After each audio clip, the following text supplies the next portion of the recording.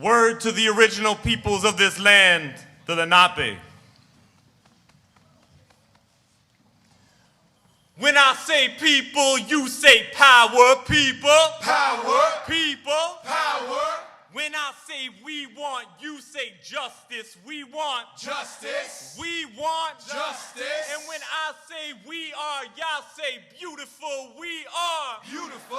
We are beautiful. I say peace to the poets who propagate peace, who have to protect life, because war is a beast and the war in the streets have got the poor in the leash. Right now there are people dying to eat. But like Zapata, we don't live on our knees. We die on our feet. We riot the streets. We don't sit down and complain. That's right. We are people of action. Everything we do is fighting for change. We represent peace because it's so critical. We represent peace because our soul's spiritual. I say peace to the Be the Change movement. The movers in the front and the people who ain't moved yet. Don't forget, change is pursuant. Don't forget, chains take time to loosen. Don't forget, Malcolm X was a truant. I say peace because I've lost so many to violence. And I speak peace because I've lost many more to silence. So I say peace to the poets who propagate peace, who keep it really real, no props in they peace. I'm looking to change the world, not for props in these streets. Spit rhymes in the face of war, hurricanes, and police. Believe me, it's not easy to speak when the powers that be disagree with your speech. But we have to give back to the places that made us. We gotta show respect to the elders who shaped us. We have to lend direction to the youth to replace us and teach them love and compassion for the people that hate us.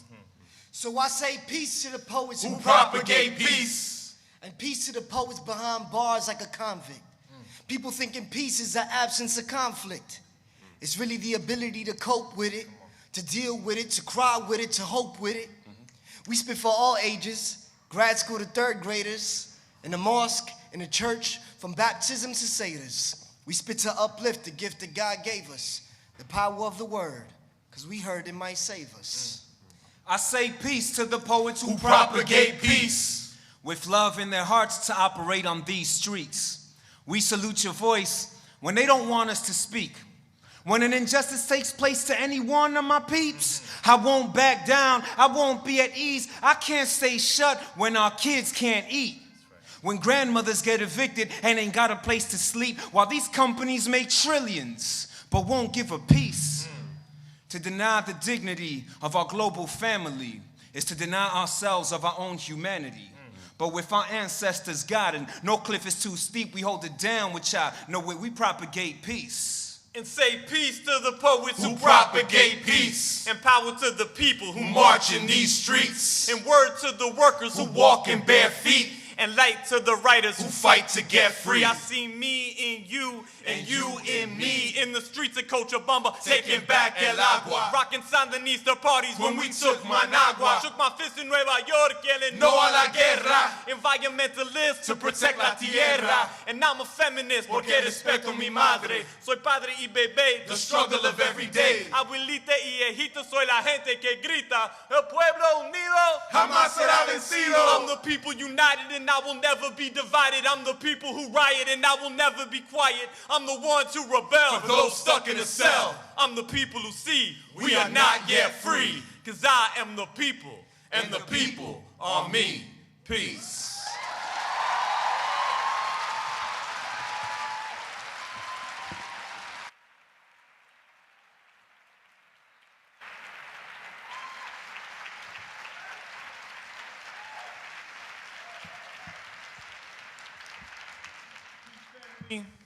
Peace family, we are the Peace Poets. This next piece is for all of our little sisters and brothers and cousins who are incarcerated, for the ones who we work with doing poetry workshops in the Bronx, and for those across the country.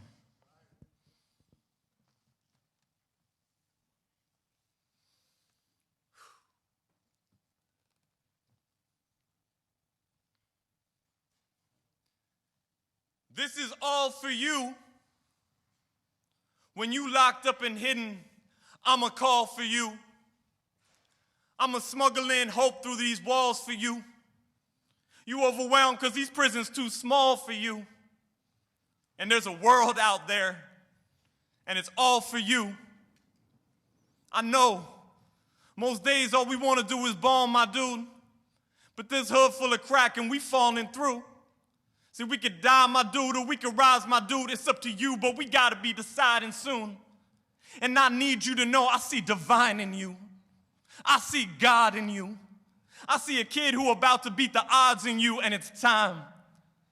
It's time to pull up like sit-ups and finish your bit up. You've been a beginner. It's time to be bigger. Your mind getting fitter. You faster than Twitter. Imagine a world where you were the winner, where you were the writer, where you were the fighter. Imagine New York without no one at Rikers.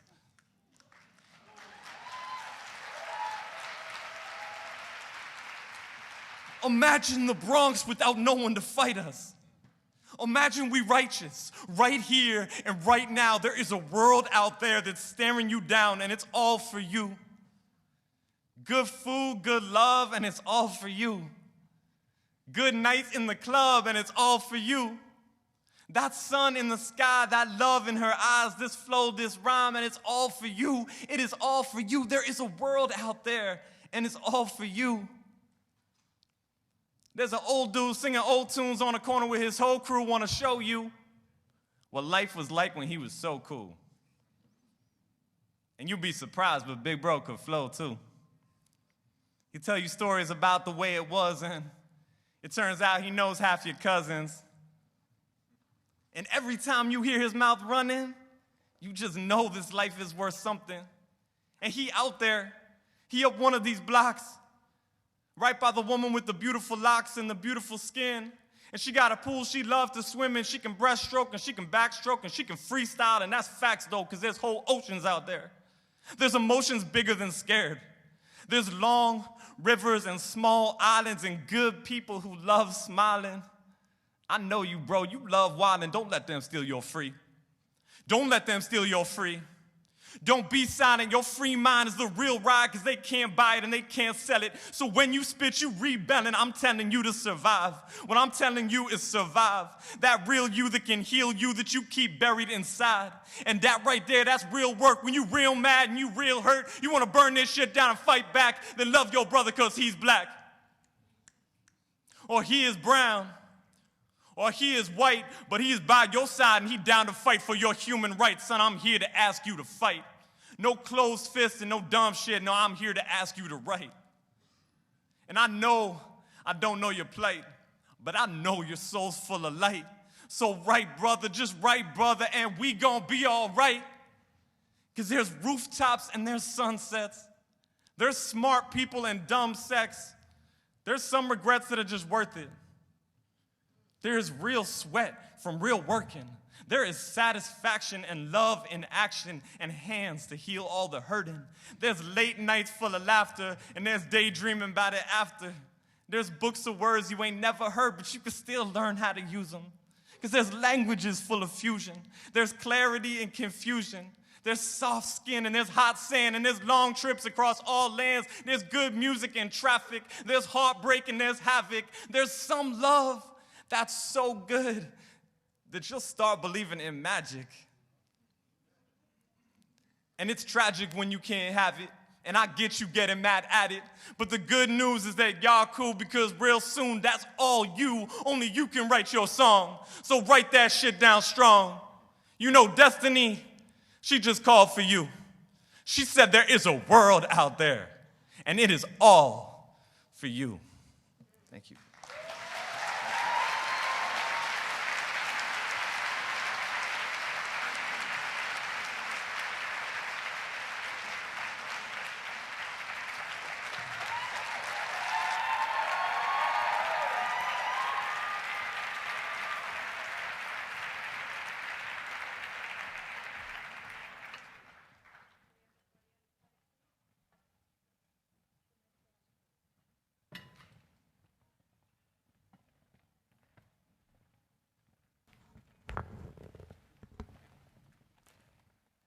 Hello, I'm Geraldine Downey, and I'm the director of the Centre for Justice. And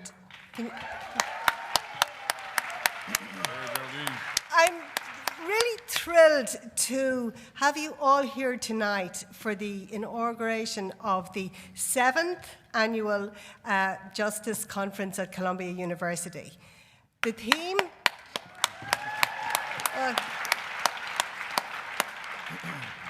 The theme of this year's conference is Transcending the Punishment Paradigm.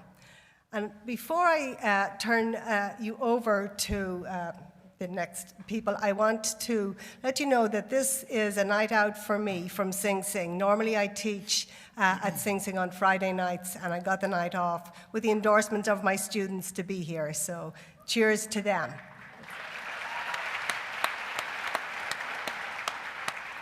So let me pass you over. Good evening, everyone. My name is Flores A. Forbes. I'm an Associate Vice President here at Columbia University in the Office of Government and Community Affairs, and I want to welcome you. And I also want to let you know that I am also formerly incarcerated. Thank you.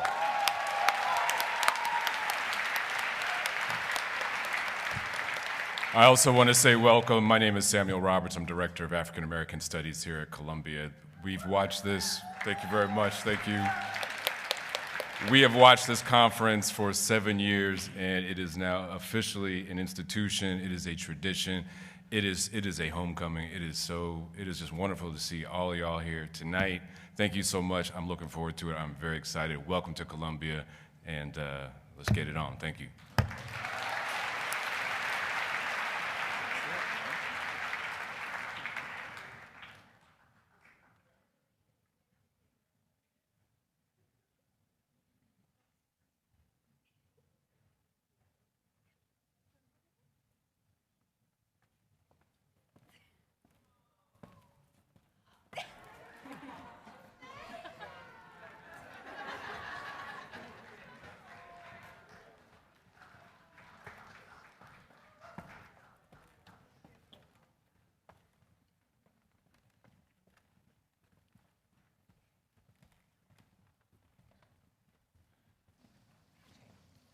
Hello? Hi, okay.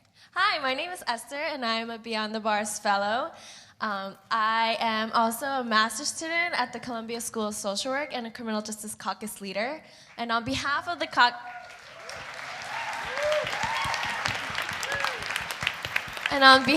caucus, I want to formally welcome you all for being here during a time of political turmoil where people are criminalized for being an immigrant, Muslim, queer, etc. And your presence here is an act of resistance in itself, and we thank you for being a part of the movement.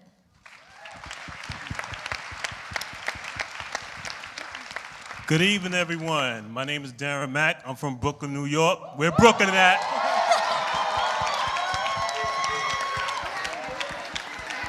I'm also a fellow and a program coordinator for the Beyond the Bars Fellowship.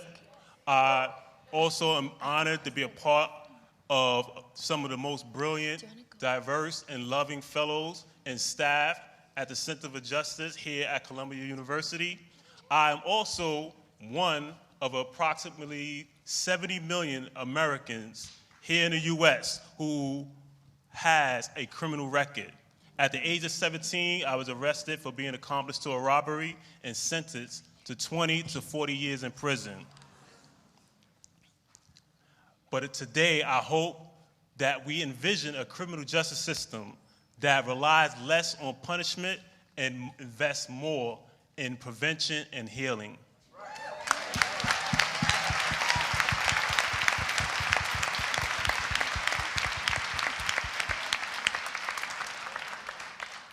Hi, my name is Christy DeLallo. I'm a Beyond the Bars Fellow, and I'm a graduate student at Columbia's MFA writing program. I'm a child of incarcerated parents and a survivor of violent crime, and I'm really grateful to be a part of the fellowship this year because the topic of violence is one that's really personal for me. My mom is currently in prison for the murder of another family member, which I witnessed when I was 15 years old. And so for me, the fellowship and the conference are really special because they provide an opportunity to humanize people who have committed violence, and it allows us to see and hear their family members and their communities. And so it's my hope that this weekend we'll spend some time thinking about forgiveness, and empathy as tools for justice. So thank you so much for being here with us.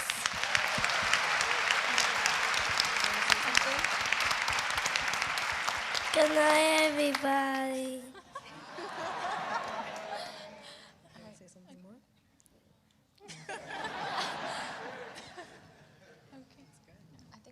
Thank you. Thank you so much for being here. Have a great night.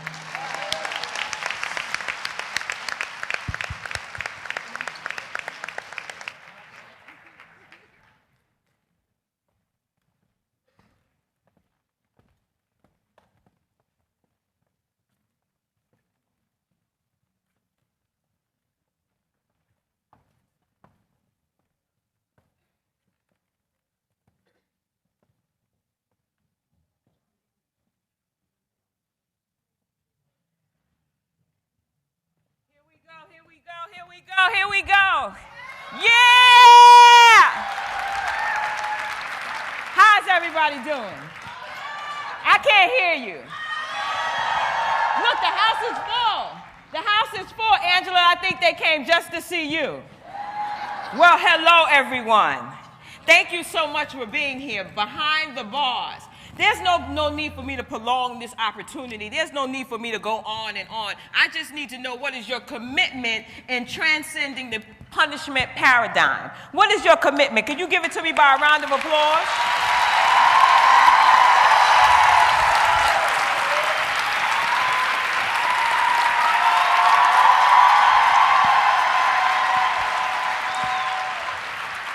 It is all about business tonight, all about business. I'm in my best behavior because in the third row, my pastor is sitting in the house. So I won't say too much, Pastor. Put the earplugs in your ear because I might say a little something. The bottom line is, I have the opportunity right now to introduce you to two very important people, very, very important people. People who made this paradigm, this shift, this movement, this wheel start to turn and minds start to burn, and all the things that we are doing here this evening possible, aside from the fact that they are two very good friends of mine. So I want you to put your hands together. I want you to stand on your feet. I want you to stomp your feet. I want you to wave your hands for Cheryl Wilkins and Kathy Bodine. Yeah!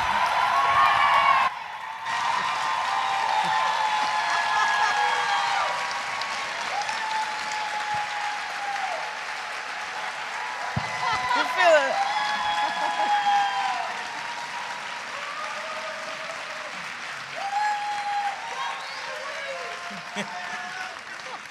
We should just get a city and just all of us living here. That's it. But that's not how the world works. This weekend, what we want to do is address the issues around violence. Because if we think that we are going to reduce mass incarceration or mass criminalization, it's just not going to happen until we think about how do we deal with violent issues. And we know that the issue of violence, we know that more than 50% of the people in the prisons are people who have been involved with a violent crime, and yet they're being dehumanized when we talk about just let outside the people with nonviolent crimes and keep those other people in. It both dehumanizes people, it doesn't deal with mass incarceration, and it doesn't build a vision of a new society and what are the reasons that people commit crimes and what are the structural issues. And so we're using this weekend to be able to take the elephant out of the room. And we hope that all of you will be part of removing that elephant, talking about it, and solving the problems. So thank you so much for being here. Thank you, and enjoy your night. Yeah.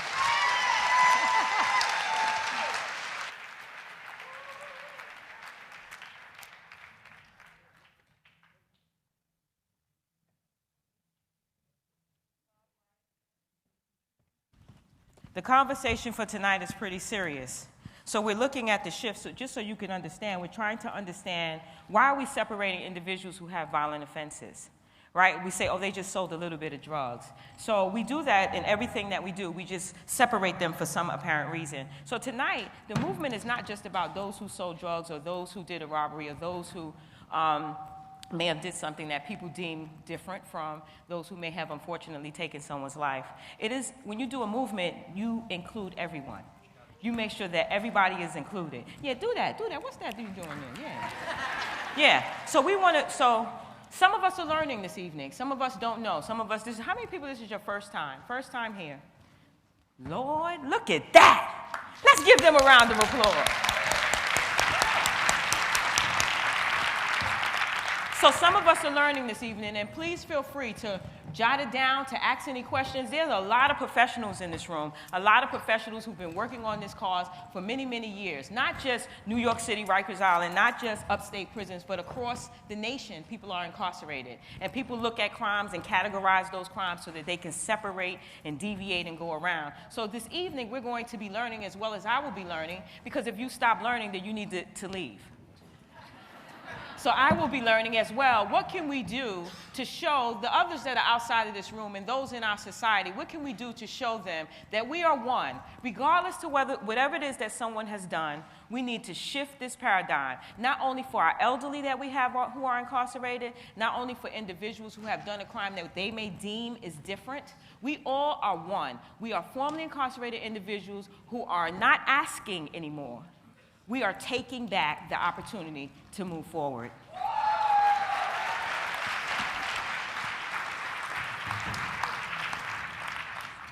Now, as they set up for this particular panel, I want you to know that there's a very special couple of things that I want you guys to watch. How many people saw 13th?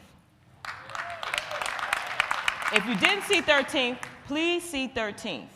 But I also want you to know that there's a very special person in the house, and his name is Breon Bain. How many people know Breon? Wait, what you said over there? Somebody said, hey. Why you say hey? That's my boy, she said. Not only is that her boy, he is very nice looking, but not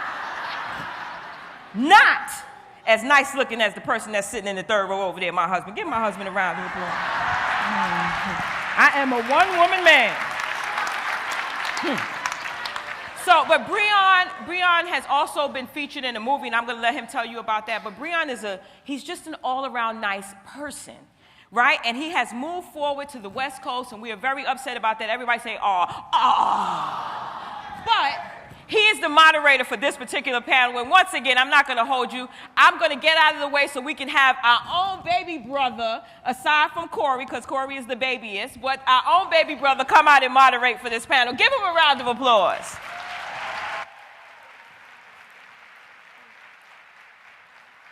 Check, check, check, check. What's happening, family? Come on, that's it? How y'all feeling tonight? Welcome to Beyond the Bars. My name is Breon Bain, and we're about to get this started. Welcome to the Revolutionary Family Gathering, also known as Beyond the Bars. I'm very excited to bring up some phenomenal folks to join us for a conversation today. And so I want to just say thank you to everybody who's helped to organize. Give it up for everybody involved in the organization of this event from top to bottom to top. Our conversation today is on the history of a movement, inside prisons and out. And so I want to bring up the folks who will be blessing us with this conversation. Mujahid Fareed, give it up for him. Tanisha Douglas, Bernadine Dorn, and Angela Davis.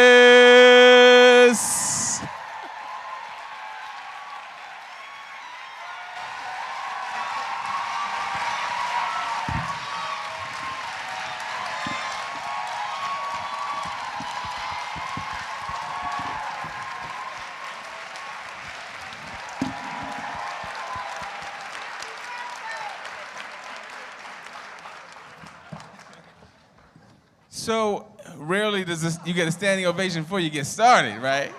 So you know it's a beautiful thing, all right? So I want to start off by asking each of the wonderful folks with us on stage right now to just give us a few words around what their connection is to this work that we're here to talk about. We're here to talk about how this moment is linked to something much bigger than this moment. This moment is linked to a history of struggle, a history of work to end the systemic oppression that we see alive in mass incarceration, in the prison industrial complex, and the way that our communities are being policed, surveilled, put into the carceral state. And so I want to ask each of our guests to just give us a word on what their immediate connection is to the work that we're engaged in the conference this week. Assalamu alaikum. Greetings. Good evening, everyone. My connection to this work is that I'm directly impacted. I was released almost 6 years ago after serving 33 years.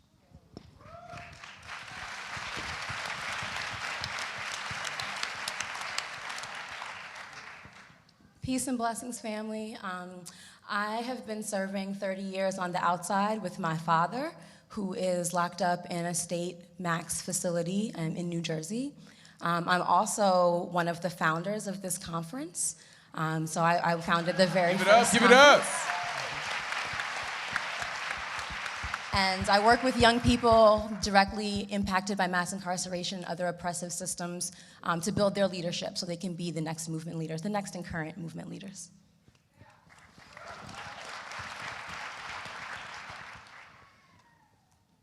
I spent about 16 months in jail, and I've been doing this work more than a half a century.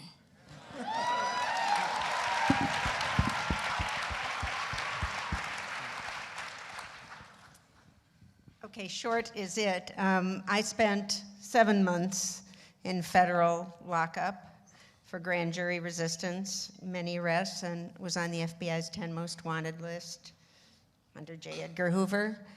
I have been teaching criminal justice and juvenile justice, youth justice, for 23 years.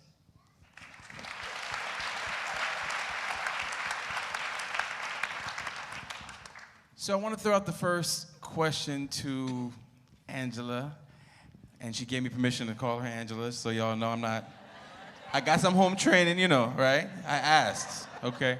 So, Sister Angela, you ended last year's comments talking about how it is movements that make change, right?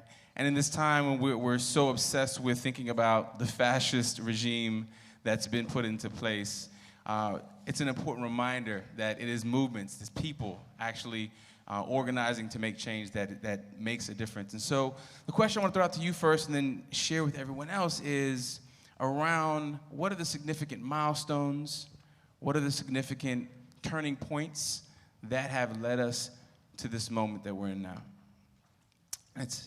Please. Well, good evening, everyone.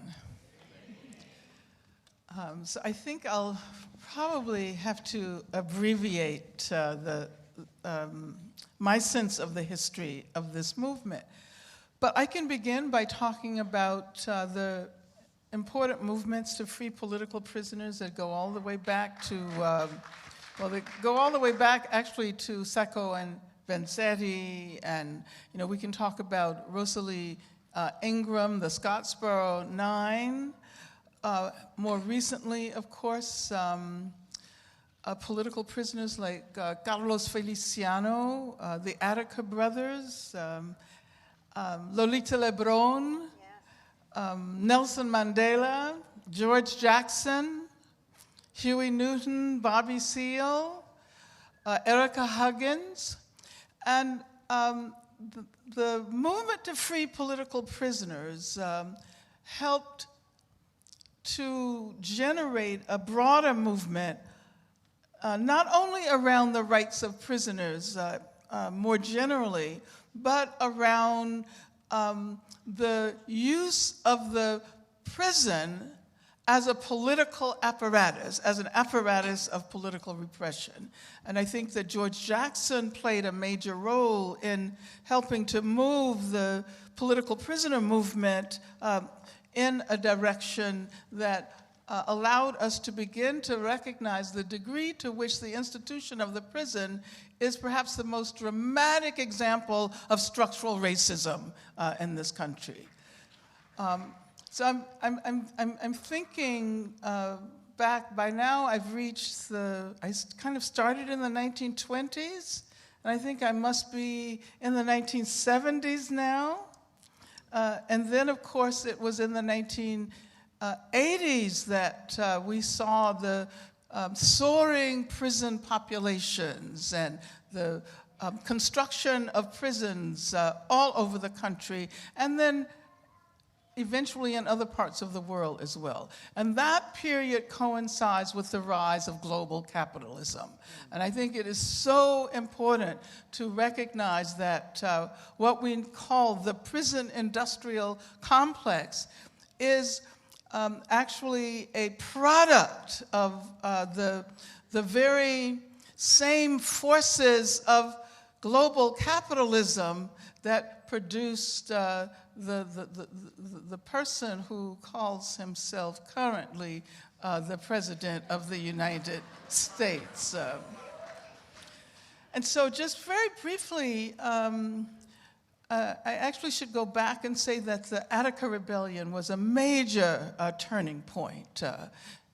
With the Attica Rebellion, we began to talk about abolition, the emergence of an abolitionist movement in the 1970s, particularly led by Quakers, the publication of Faye Honey Knopf's book, An Abolitionist Handbook.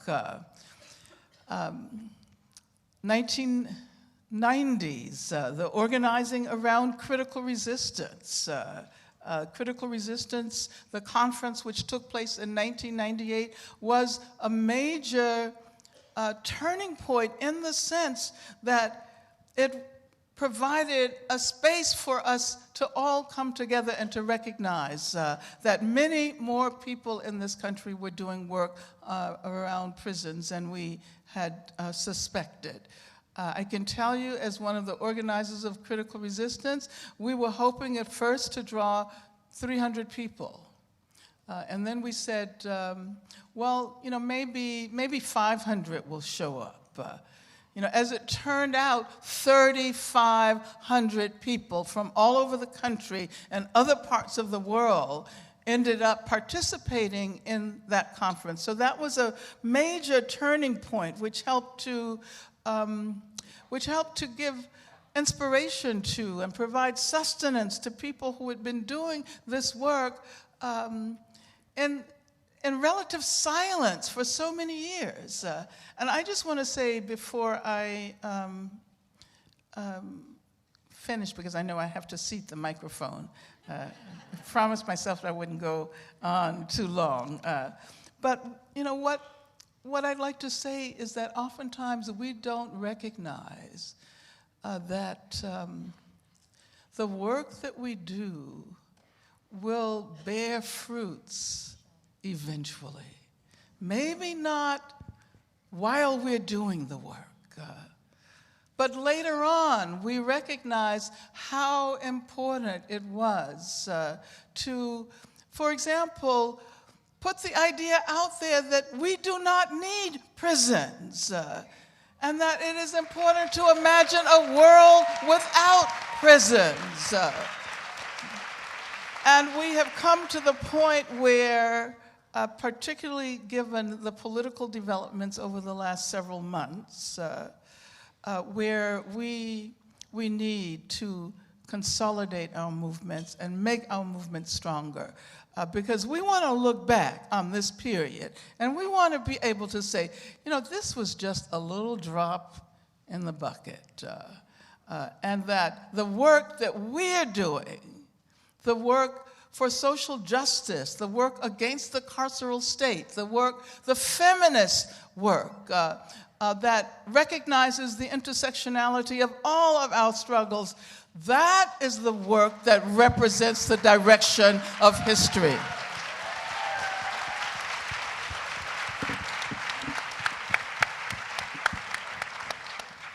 Not easy to follow, so Bernadine. And I want to throw it out to you just in two ways, thinking about milestones and turning points in the larger political sense and also in the deeply personal sense. I think obviously both are connected in so many ways, but I think I would love for us to hear a little bit about what those turning points have been for you. Thank you. It's beautiful to see all of you. I wish you could see yourselves right here. Terrific. Well, we have work to do, as you know, as you just heard. I want to point to one thing that Angela didn't mention, which is that if you look back, if you Google, not now, but when we leave here, if you Google the Critical Resistance Conference, the first one in 1998, you will see an article attached to it that you wrote called History as a Weapon, Masked Racism and Reflections on the Prison Industrial Complex.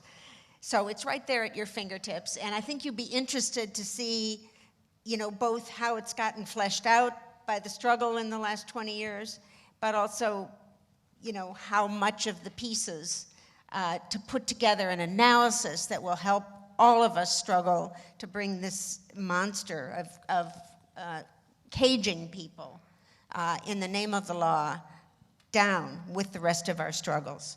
So I urge you to do that. My own experience has been bizarre, I would say.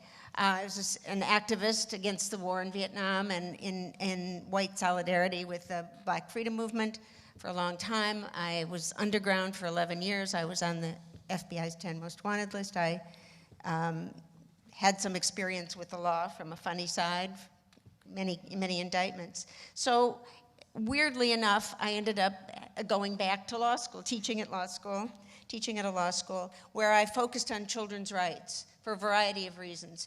Basically, the incredible incarceration of young people under the age of 18 who are treated as adults in the American criminal justice system. It's an abomination. It's almost unique in the entire world. For a while, we focused on a campaign to abolish the juvenile death penalty. The United States was the only country in the world that was executing young people for crimes that they committed under the age of 18.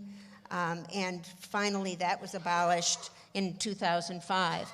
And now there's campaigns to get young people out of prisons, to get young people out of jails, to close those jails. I think we're in a position to accomplish a great deal right now by not becoming defensive and by uniting our forces. And I just want to point to children sentenced to life without possibility of parole. There's several thousand people in the United States with that, again, uniquely American kind of sentence. Never, never, never will you have a chance to argue for your freedom for something that you did as a child. So I think that these struggles to close facilities, which have been very effective across correctional facilities and prisons, have been very effective across the country, and we have to keep doing it, closing them and then bulldozing the buildings so they don't get repurposed for anything else, and really celebrate liberty and freedom for everybody. Thank you. I want to circle back, and I'm going to definitely, Bernadine, ask you to talk a little bit about the work at Cook County. And I think there's some interesting synergies with the work to shut down Rikers that's happening here. I just want to make sure we circle back to that. But I would love for Tanisha to weigh in, particularly because we've made mention of juvenile justice, which is an important part of the work that you engage in multiple places right now. And so could you give us a sense of sort of what major turning points led to that work for you? Yeah, it's so awesome to be here. And shout out to Columbia School of Social Work. All the social workers in the room, all the radical social workers, all the Black social workers, we see you. For me, I think a lot of my work has really been focused on the prison pipelines. And I think a lot of us were really shocked and disturbed when we found out that they were determining how many prison beds to build for adults based on the reading and math scores of third grade Black and brown kids. Y'all remember when that news came out? And we were really troubled by that, and I think that was a turning point moment for a lot of us to understand prison pipelines and how our children are being criminalized in their schools, how their schools look and feel like prisons, from the metal detectors to the school safety, and the disproportionate suspensions and expulsions of our kids, and the ways in which simple things, that basic normal things that adolescents and pre-adolescents do, like schoolyard fights or talking back or whatever to their teachers, are causing them to be arrested and sent to prison. In Miami-Dade County, where I do a lot of work, children are put in handcuffs when they admit to having suicidal thoughts causing kids to be let off in handcuffs in police cars for their own safety, right? No counselors in schools. They're actually decreasing the number of counselors in schools, but increasing the number of police, yeah?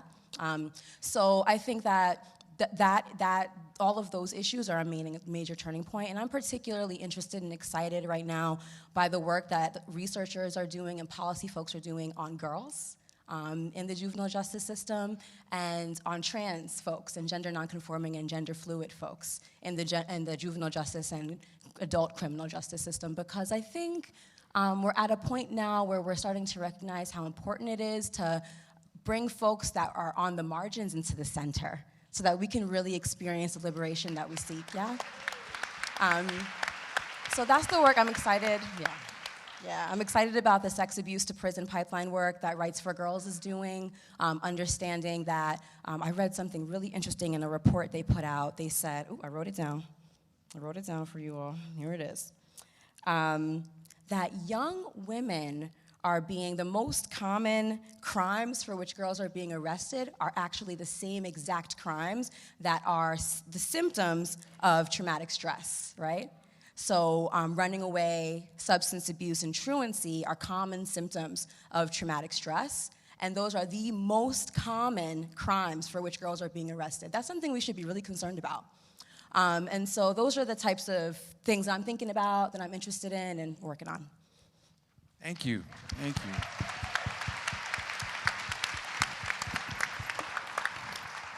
I really do appreciate, in particular, the comment around moving from margin to center. And I'm certainly reminded of Lonnie Guinier's work in the Miners Canary and thinking about how important it is for us to be concerned about those who are most vulnerable in all spaces that we're in. And so, Brother Fareed, we go way back, and I want you to just say a little bit about certainly the turning point milestones that are significant to you, but also specifically around the importance of the work around aging folks who are incarcerated, and why that is, why we're talking about juvenile justice on the other end of the age spectrum. Why is it so urgent that folks pay more attention to what's happening to folks who are aging behind the walls? Thank you. As I mentioned earlier, I've been home a little short of 6 years. I served 33 years prior to that. And during that 33-year period, from that distant perch, insofar as struggle is concerned, I thought that I saw little pockets of struggle, but not struggle on a mass level. You know, we had certain groups doing things, and like critical resistance was connecting to that whole prison industrial complex problem. Just prior to my release, I think there was a drastic shift. Michelle Alexander's book came out in 2010, pretty much put the issue on the map. Then a few months after my release, Occupy Wall happened. And I think that was a catalyst for a lot of thinking on movement building. And then we had a lot of other movements rise up, Black Lives Matter, Ferguson, the rise of the voice of the formerly incarcerated people. We here in New York put together a RAP, Release Aging People in Prison, and we saw movement building begin all over the place. And so I was really enthralled, elated, and just recently, some of that wind got knocked out of me. And I think this is something that I really want to focus on mention, because it really concerns me. With all of the great movement building going on, something jumped out of the back of my head from a report that I was reading. I was reading a report issued by the Sentencing Project. It's called Delaying Second Chances, the Decline in Prospects for Parole for Lifers. And of course, the report showed that for the last 6 years, the trend has been, longer than 6 years actually, for the last 20 years, the trend has been that people serving life sentences are serving much longer time behind the walls, while they're tinkering with the so-called 999s, the nonviolent offenders, and actually decreasing the prison population with them. On the other end of the spectrum, they're increasing that punishment paradigm. And I think that's what that Sentencing Project report indicates. But the thing that really jumped out at me was they noted in the report that for the last 6 years, from 2009 to 2015, there's been a 6 years, there's been a 5% reduction in the carceral state. And that really hit me like a ton of bricks. And I collated that information with the project that I call the 50 Percenters is trying to do. The 50 Percenters is that bipartisan group from both ends of the political spectrum that is concerned about mass incarceration and say that they want to reduce the prison population by 50% in the next 10 to 15 years. And when you calculate that, what we've been seeing, the trend, it would take 60 years just to reduce by 50%. And two things we need to say about it is that, first of all, there's no way to reduce by 50% by leaving out those same people that that report talks about, the lifers. It's impossible to do.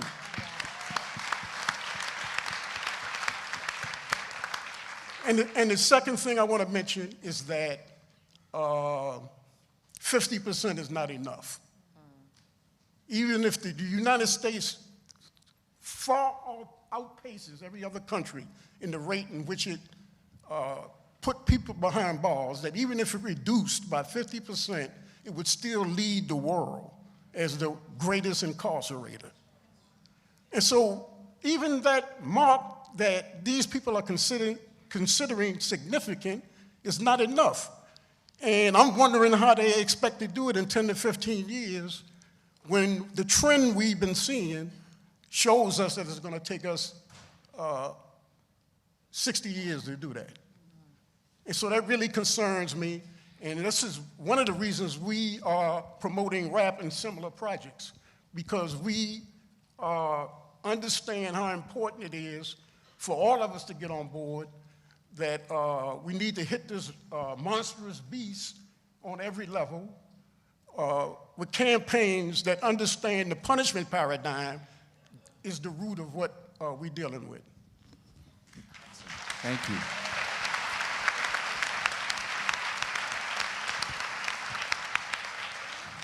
Please, please. I'm just going to say one sentence because it's obvious that what everybody here is saying, but I'm going to say it because it has to be said, that this is a racist system. It is completely based on white supremacy. White people doing the same crimes serve different sentences and are treated differently at every single stage of the process, from surveillance and policing to stop arrests to detention to who sits in Cook County Jail for 6 months waiting for a lawyer to visit them. Every single step of the way to who gets out, who gets probation, who gets parole. Every single step of it is defined by race and class, race being, of course, a proxy for class also in the United States. So I just want that on the table as we go forward. Absolutely. Are we all in agreement? I think so. I think so. So this question is not for anybody in particular, but it's for everyone. And there are so many different streams through which folks enter this work, right? So many different ways to get engaged in the work of transcending the punishment paradigm. Folks who are working on death penalty work, the juvenile justice piece, releasing aging folks. There's restorative justice, solitary confinement, and we could go on. I want to ask each of you to share with us which are the streams within this work that you are most focused on right now. And are there any that you yourself feel like you need to actually be more engaged in connecting with in your own work?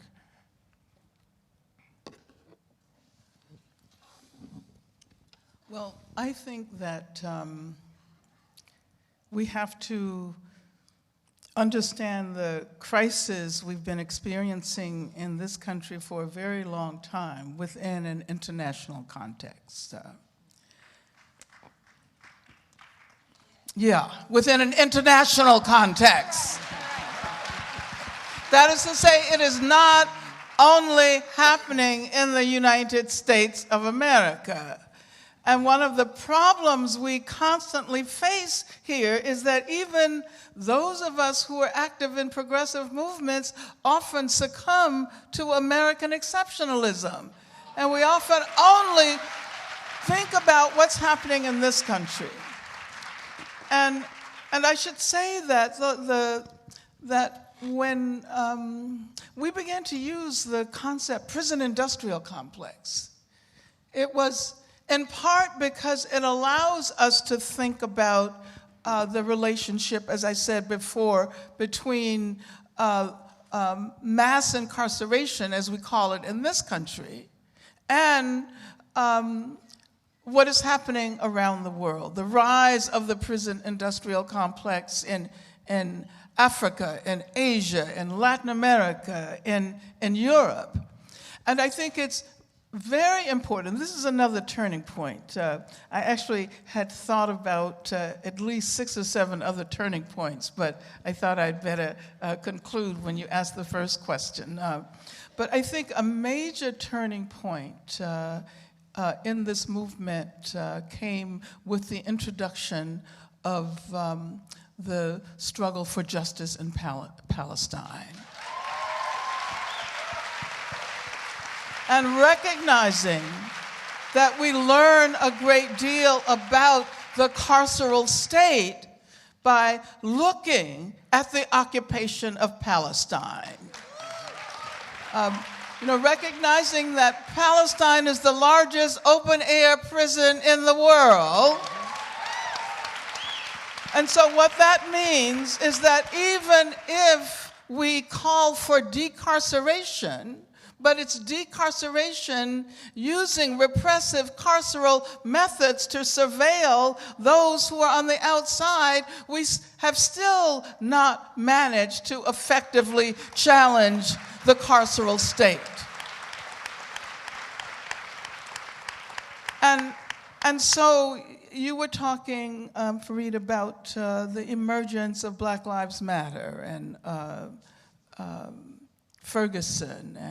And of course, we should never forget that it was Palestinian activists in Palestine who were the first to offer solidarity to protesters in Ferguson. And so I think that internationalism is important, and we have to add that to the analysis that sees the rise of mass incarceration as a direct outgrowth of the history of the struggle against racism in this country, history of racism, rather. Of course, the whole notion of the new Jim Crow is very important because, yes, we are witnessing the greater entrenchment of structural racism. As Michelle Alexander pointed out, there are more black men in prison and under the direct control of the criminal justice system than there were in prison, than there were enslaved, rather, than there were enslaved in 1850. But at the same time, we need to think about the fact that it was because of deindustrialization, because of the fact that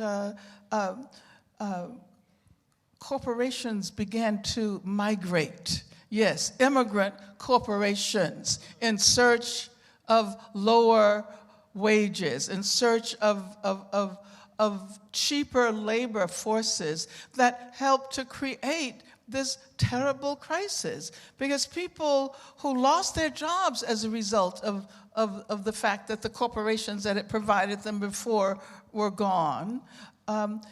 And at the same time, we have this concomitant attack on the welfare state. So there's no more welfare, there's no more free health care, there's no more mental health care, there's no more free education.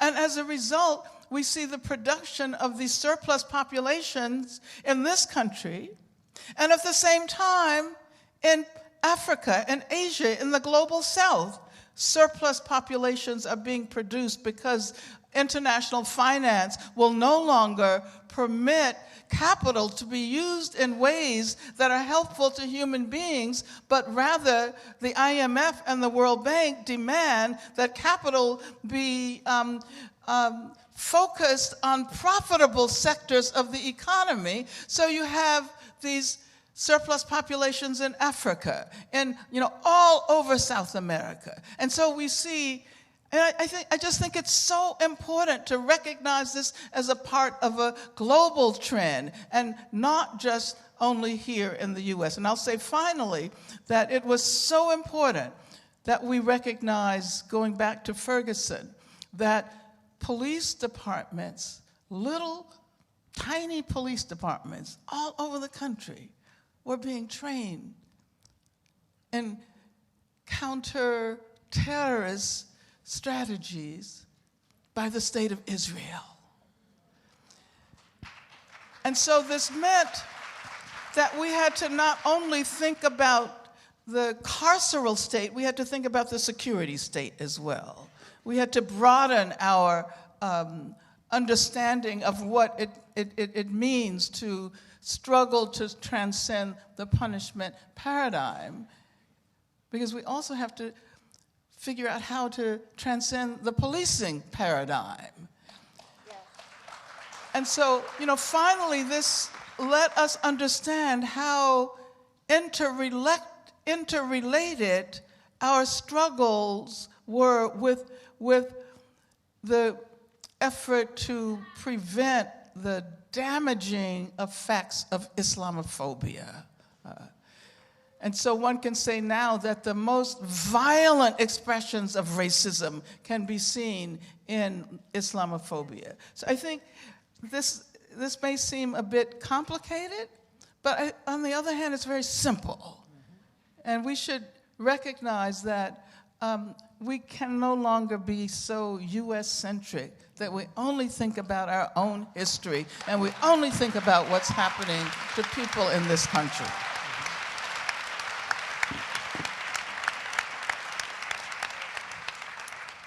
Tanisha, do you want to weigh in on certainly the streams that are involved in this movement work right now, or reflect on the sort of international urgency to think about this work within a larger global context? Sure. I mean, I think the work, I have nothing to add about internationalism. I think Ms. Angela handled that perfectly. But the stream of that brings me into the movement more recently, in addition to the youth leadership work that I've been doing, is in restorative justice. And I think I actually became really inspired to grow my practice as a circle keeper in restorative justice after I heard Dr. Fania Davis speak at this very conference on that mic, I think 2 years ago it was, 2 or 3. And she moved me to tears in the way that she described the incredible healing focus of restorative justice and the ways in which we can have accountability. We can support people in becoming whole, we can support people in making right the wrongs they've committed, and we can heal folks at the same time. That there is such a thing as meaningful accountability. We know that the carceral state does not provide that for us, right? We, especially black folks, we don't want to call cops when things go down in our communities, when our boyfriends are beating us up. A lot of our folks don't want to call police, so where do we go? Where do we turn? And I've been working with a collective in Miami-Dade County to grow our restorative justice circle keeping population, so we have more circle keepers, and our goal is to be able to be that alternative space for the community, where folks can turn when there are issues going on in their homes, in their communities, in their organizations, with their kids. They don't want to call police, they don't want to call in the state. Who can they call? They can call some circle keepers. And I would strongly encourage everyone in the room who's interested in that to come see me after, so that we can talk about how we can all of us. Circle keeping, restorative justice circle keeping is it's all of ours. It belongs to all of us. It doesn't just belong to a few certain professionals. It's ours. It's our ancient cultural way. It's our way of being, and in becoming a circle keeper, it's helped me to deepen my connection to myself, to my ancestors, to my lineage, to my people, and it's just incredibly powerful. And so I've been coming into the work from that place, and I'm really excited about all the possibilities. Thank you. Thank you. So, Brother Fareed, as we think about the breadth and the depth of the movement work that we're engaged in, which other streams within do you want to give voice to? Okay, let me say that I do understand the importance of thinking on an international level. I think that what we need to be doing is building movement and coalition in the broadest sense possible. But we have a problem with that here in this country. One of the things that I've been arguing as I've been moving about or trying to convey to people is that we spoke about that 5% reduction in the last 6 years. I think one of the reasons that we've only accomplished that much is because people have been working in silos. You know, a lot of great work is going on. Band-the-Box, this and that, re-entry issues, collateral consequences. But I've been telling people, why is not a lot more attention being paid to decarceration here in this country? I mean, we need to see more of that on a collective level. We need to see people come out of these silos that's doing re-entry work, that's doing collateral consequences work, and to understand how important it is to decarcerate in this country, even if they're only going to talk about it, incorporate the language by reference. If they, a lot of organizations believe that that's mission creep for them. They believe that they set a mission that is involving only re-entry, to helping the person get back in society. And so I'm saying that even if you think that's your mission, you should understand the broader pictures of decarceration and incorporate that some kind of way in your work. We need to understand that in this country before we can even think about connecting with others across the world. Thank you. Thank you. Bernadine, please. I want to just add one more wave to what my three comrades here have just spoken about, which I know everybody agrees about, but it deserves its full, I know many of you are doing this work, which is undocumented people being criminalized as we speak. We all know that the fastest growing prison population in the United States is undocumented people. It's technically an odd phenomena because, first of all, the United States is responsible for displacing people all across the world. And then as they're displaced and become migrants and immigrants, then we're criminalizing them in our minds, in our language, in our voices, and by the biggest building boom in cages that happened in the United States in the last 10 years. So just check it out. Most of the prisons being built along the border, but also in our large cities, are for undocumented people. And now with the new administration, or I don't know what, the old administration that we now are living with, the threat to people is palpable in every city and in every small town in which we exist. And I think part of our challenge right now is that kind of solidarity with people who are most likely to be grabbed up. And so when we're talking about the prison industrial complex or critical resistance, that whole group of people, undocumented, and let's give a shout out to the undocumented and unafraid young people who are standing up.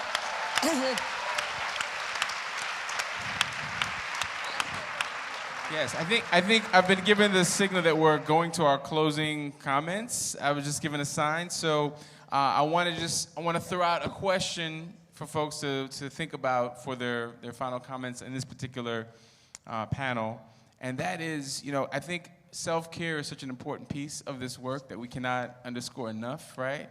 We don't want folks to burn out and not be with us for the long haul. And so I want to celebrate the work that has been done already by asking you to tell us something we have accomplished. What have we accomplished? Where are we now?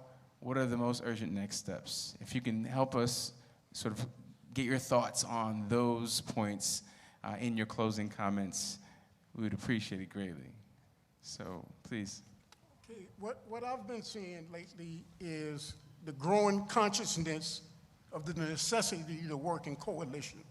And I think that's important to building that international thinking process. Use your mic, please, brother. Huh? Please use your mic. I think that's important to growing towards that international thinking process. All over the country, I'm seeing more and more people understand the need to work collectively in coalition. My only concern, I wish we could do it faster and at a greater extent. Thank you.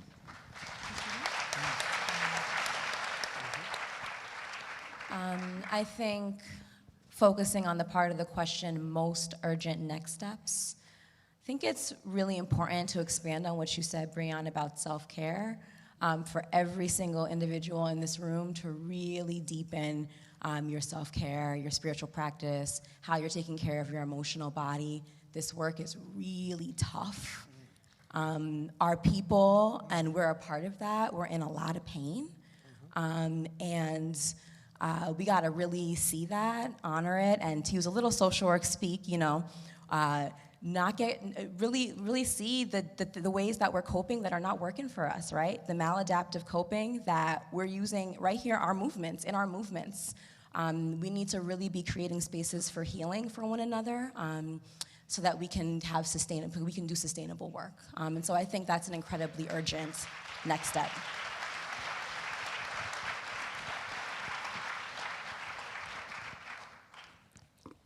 Well, I'd also like to emphasize, Tanisha, the importance of creating sustainable activism.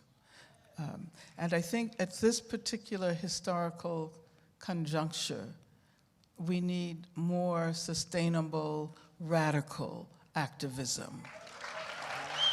And I say this because, responding to the question that you posed, Breon, about what we have achieved, I think we have achieved a great deal. So much so that this movement against over-incarceration has been taken up by the right wing as well. It's been taken up, it has been mainstreamed, let me put it that way. And I think mainstreaming, in a sense, it's a good thing because it means that people are listening to us, that we've had an impact. But those of us who believe that we have a long way to go and we cannot simply capitulate to minor reforms in the criminal justice system, that we have to, that we have to be serious about our call for abolition. We have to be serious in our call to dismantle the carceral state, which means that we have to challenge carceral feminism. And I like the idea of abolition feminism because it's a feminism that's anti-capitalist, that's anti-racist, that's intersectional, that's internationalist. And I think this is the direction we need to be moving in. And just one little one issue, and that is, let's look at what the private prisons are doing right now. And of course, private prisons constitute a relatively small portion of the whole prison system. But consider the fact that last summer, when the Obama administration announced that it was no longer going to be entering into correct contractual relationships with private prisons, the stock of CCA, Corrections Corporation of America, which incidentally has changed its name to CoreCivic, and Geo Group, their stock plummeted. Trump was elected, and their stock began to soar, and the Trump administration announced that 80,000 undocumented immigrants should be incarcerated on a daily basis. That is to say, there should be at least 80,000, that's twice as many as presently. And so who do you think will be creating those spaces of detention for undocumented immigrants? It's the private prisons. And in the context, we have to recognize that even the government-run prisons are thoroughly privatized. They're thoroughly corporatized. So let's not forget the connection to capitalism. Thank you. Bernadine. Oh man, there's so much I want to do. One of the things about the movement we have, just to agree that we have great situation here right now, because so many of you are doing so much incredible work, and it is siloed. I agree with you that we need to connect the issues, because it's in the connection that radical imagination takes flight. And it's really in the connection that we can see what happens. So, for example, in my home city of Chicago, I want to close Cook County Jail. Why do we have 9,000 within the city limits of Chicago, 9,000 African American and Latino young men locked up pending trial? These are people not convicted yet. There are many ways to assure that they come back for their court hearing or whatever these rationales are, or don't commit other crimes in the interim. It is insane. It's an insane project. And I feel like we have to take hold of what's in front of us wherever we live and have a radical demand. Abolish that. That's an absolute eyesore. Let's build housing. Let's have parks in that whole 20 square block area of Chicago. So I want us to, we have a lot of next steps. I want us to stop criminalizing immigrants. I want us to close jails like Cook County Jail. I want to end cash bail. There's a lot of young challenges now to ending cash bail. I want to take all of the prisoners that Fareed represents and all of his brothers and sisters inside and have immediate resentencing and release hearings for them, because it's a ridiculous a travesty to torture people in this way. I want to stop torture, by the way. We have to keep our hands, we won some fights there and we have to keep our hands on it. And I want to take children out of the adult system. No children in the adult system. Before we break up this panel, I want to ask you to take out your phone, take a picture, and my assignment to you, my challenge to you, is to take a piece of what you heard here and to share it with all of your social networks, all right? And let folks know something you took away from this. The jewel you took away, share that so that we can continue to build this movement in an immediate way right here, right now, and get the word out.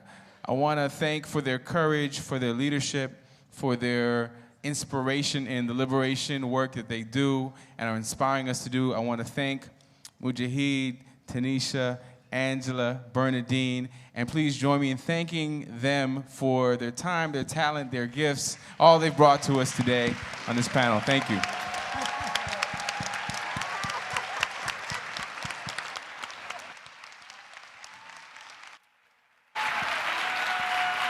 Let's give it up.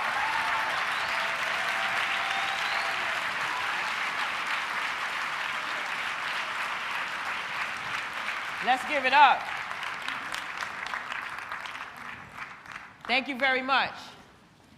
We appreciate it. No, I'm not kicking you guys out, and I would never do that. Never do that. Give them another round of applause. So I have a few announcements. Number one, my first lady is in the house. My first lady, that's right. So I got my pastor and my first lady. Give her a round of applause. If not, you get me in trouble. It means it's the pastor's wife. You got it? Yeah, I would get in trouble if I didn't mention her. She's a sweetheart. I have a few announcements. So Breon was in, I mentioned that Breon was in a film, but I want to mention what film that is. That is Chapter and Verse by Jamal Joseph was the producer. And we want to big that up. Please support Chapter and Verse by Jamal Joseph because he's also a friend of formerly incarcerated individuals, and he's working with folks in order to make sure that we get the message out.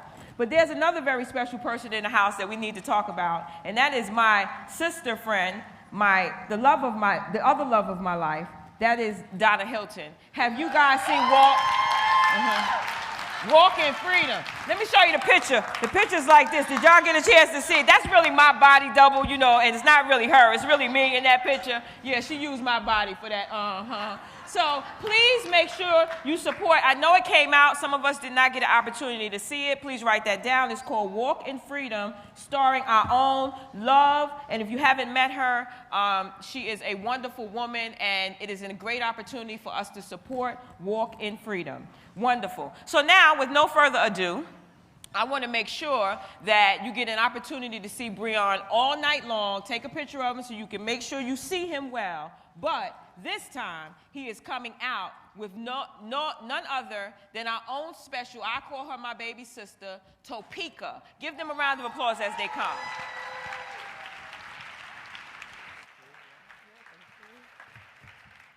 So I'm going to give the mic to Topeka and let her do her thing. But I just have to really quickly say, I'm from Brooklyn, New York. Big shout out to I'm a Brooklyn massive, all right? But I've been in LA for the last year, and I came here today with 31 UCLA students, faculty, staff, activists, organizers, formerly incarcerated. And I want to give a big shout out to the Justice Work Group, Community Programs Office, for bringing 31 folks to be here in solidarity because we're planning our own Beyond the Bars conference for the fall, and we're inviting all of y'all to come out there to join us in the work we're doing at the Juvenile Hall, at the Women's Prison. The solidarity is here, the movement is connected, and I want to just give a shout out to all my folks who came 3,000 miles to be here for this weekend with y'all. All right, peace. Woo! Good evening, everyone. Good evening. Thank you. I am Topeka K. Sam, the national organizer for the National Council for Incarcerated and Formerly Incarcerated Women and Girls. Yes. I'd like to thank Beyond the Bars for inviting us, and I want to thank the Center for Justice. I'd like to thank the Beyond the Bars Fellows this year. I'd like to thank the directly impacted students groups at Columbia University. Whoop! I'd like to thank Cheryl Wilkins and Kathy Boudin and all of the other formerly incarcerated people, women and men, who have worked so hard to make this event what it has been and what it is to date. I was on this stage just a year ago as a Beyond the Bars Fellow.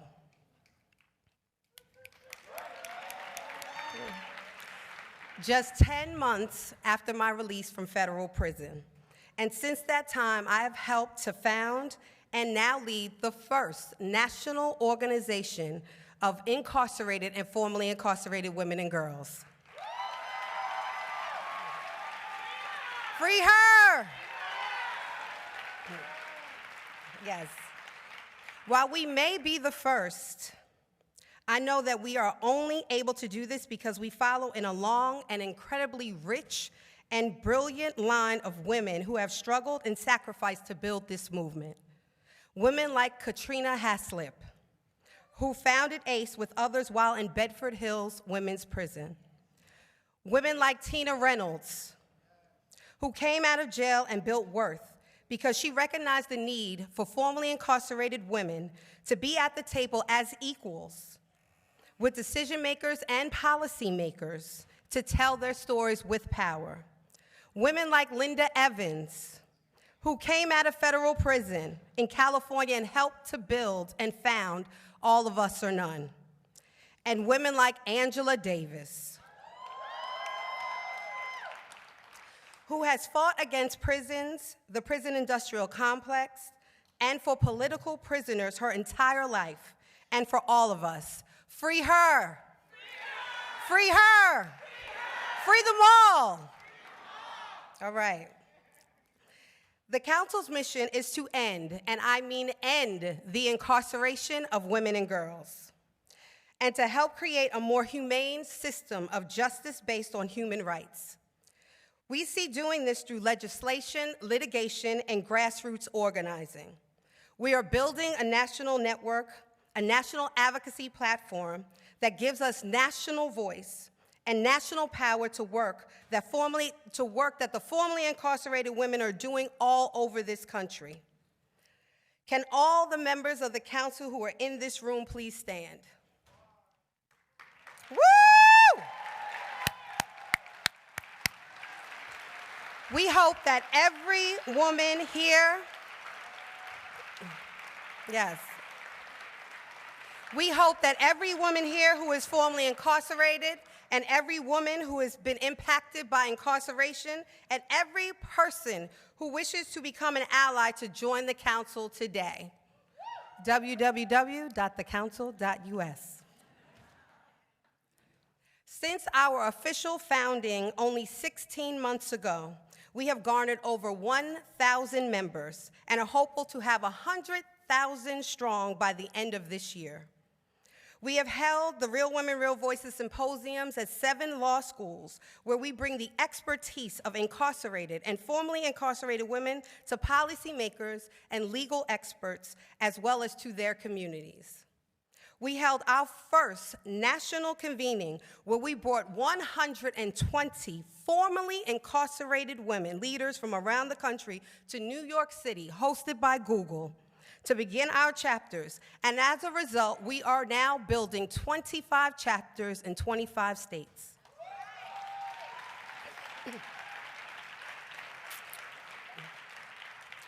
We have a listserv that is sharing resources and building community.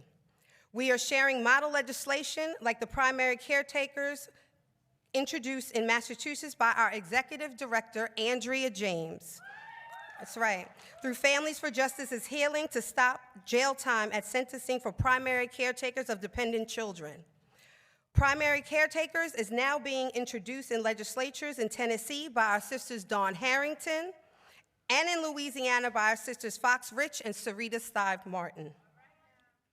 The council is made up of women incarcerated in jails, state prisons, and federal prisons, as well as young women in jails for children. We have members in California and the Southwest and are beginning to learn about women in detention centers there and throughout the country. The council does not separate our women who are incarcerated and convicted of violent offenses and nonviolent offenses. That's right.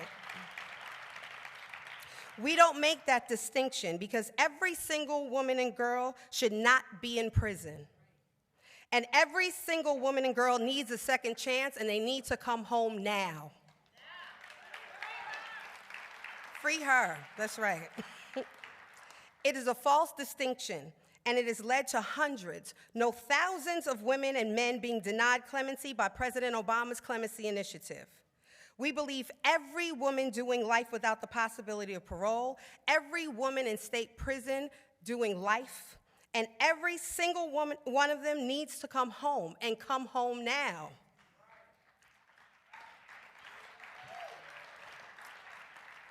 The council is an organizational home for women who just are coming home and women who have been home for decades. We are not interested in objectifying women, nor asking what landed them on a prison bunk. We are, and you all are, the experts at what we learned and what needs to change in order to decarcerate women. Our saying and mantra is, council, nothing about us without us.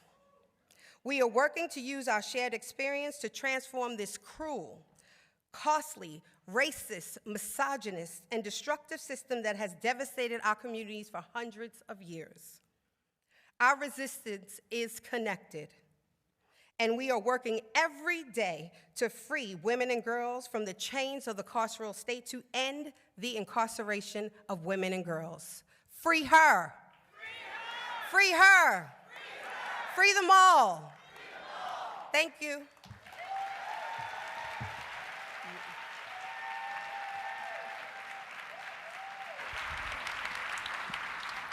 Nothing about us without us. I like that. Free her. Well, Senator Montgomery is in the house. How many people know who Senator Montgomery is? She's our shero. Can we put a light right here? Because everybody needs to see who Senator Montgomery is. Here we are. We love you and we thank you. Legislative body right here. This is our change agent in our legislative body. Let's give her a standing round of applause. Yes. Thank you. Thank you.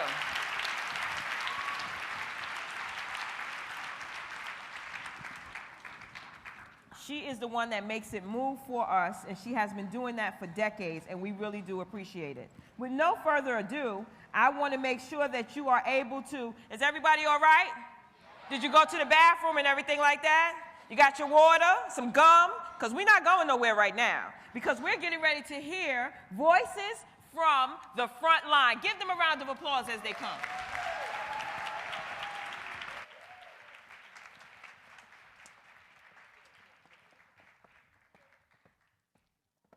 Hey everyone, how's it going? So my name is Elisa, and I'm proud to say that I come from an immigrant family of trauma survivors. I've been deeply impacted by the issue of mass incarceration as I see how families and loved ones are separated by cages.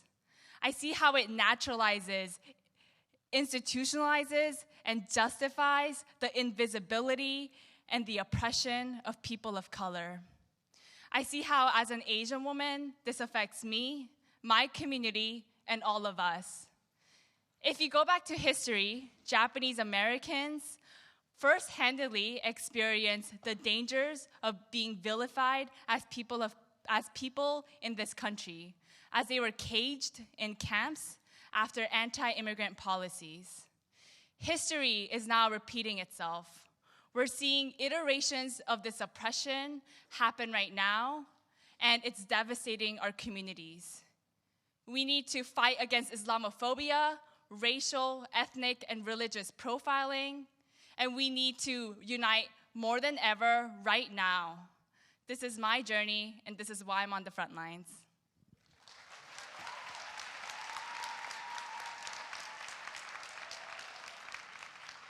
Hello, I'm Keenan Smith. I'm a writer and student here at Columbia University. And I would like to say that my city is one of not an acute poisoning, but an elongated one. Suffering from bankruptcies in finance and morality, state representatives have long neglected people from the tiny corner of the world that is Flint, Michigan, because they do not yet recognize that Black lives do matter.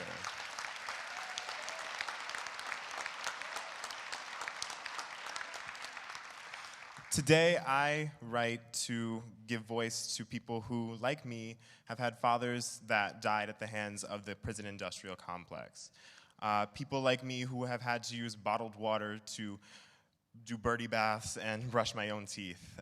People like me who have to question whether or not I can go home and raise a family in the place that I have known my entire life. This is my struggle, and this is why I'm on the front line.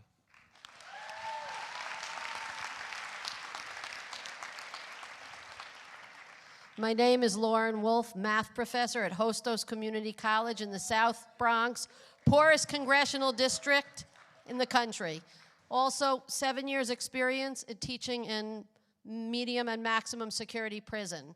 I have 3 stories today. One of a young man who comes to all my social justice events, and he's a panelist, and he wants so desperately to come back to school, but he can't because both of his parents were deported, and he's too busy holding down the fort. My second student, Maggie, she came into class the first day, lowest level math class, and she said, "I'm special ed. I'll always be special ed." Well, she got 100 with our faculty support on the final, and she has a 3.8 GPA.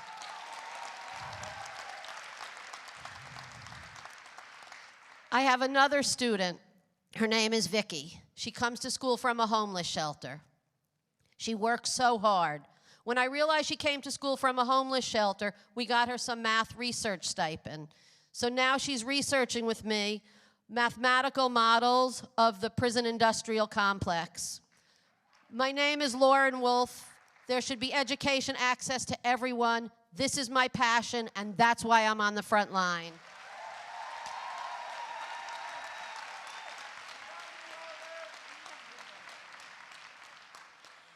My name is Melissa Tanis, and I am a daughter of a formerly incarcerated parent.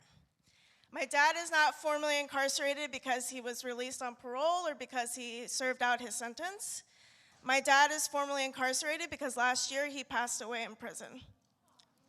The medical care that he might have received outside maybe could have saved his life, but because of the crime that he committed, he was not allowed to even apply for compassionate release. I am not the first person to lose a parent to prison, and I am not the first person to once again lose a parent in prison. There are an estimated 5 million children in the United States who have experienced parental incarceration, and in the age of mass incarceration, this number is only going to rise. We need support now more than ever, which is why I am an advocate for children of incarcerated parents, and which is why I say that we cannot let Governor Cuomo reduce the visiting days for people at maximum security prisons.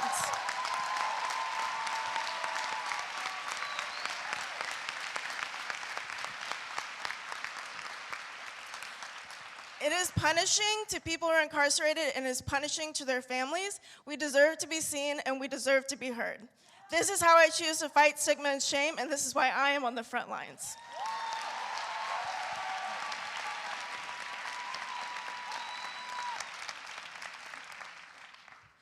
Qaryat Jimzu, the village in Palestine where my family is originally from. Ethnically cleansed and depopulated in 2 days in an Israeli assault, fallen under a de facto government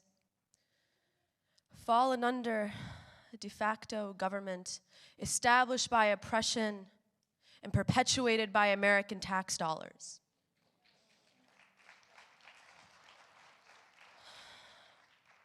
Exiled in the very nation that destroyed the homeland, forced to seek freedom in the very nation that revoked it. Ironically, they preach freedom for all, as long as for all does not mean Muslim, Palestinian, woman. My name is Hiba Jamad, and this is why I'm on the front lines.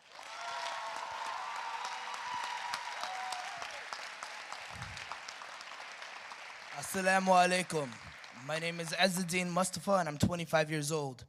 I arrived in Ben Gurion Airport in Tel Aviv. I felt anxiety all over my body. I felt criminalized before I even got off the plane. Knowing as a Palestinian Muslim man, I knew what to expect, so I popped an anxiety pill. I wore a tie-dye shirt, shorts, and a Brooklyn snapback to fit in as an all-American guy. I arrived to the passport control. The guard tells me to come up. I give him my passport. He looks at my name. He asks me, "What's the purpose of your visit to Israel? And what's your father's name?" Then he points to the interrogation room, where I knew that's where I was supposed to be. So I went there. This Israeli guard tells me, "Write your name, your father's name, your email, and your phone number." He comes back angry. I see your father and a mother and 2 brothers and a sister, but I don't see you." "Oh yeah," I tell him, "I'm the sister. I'm a transgender man."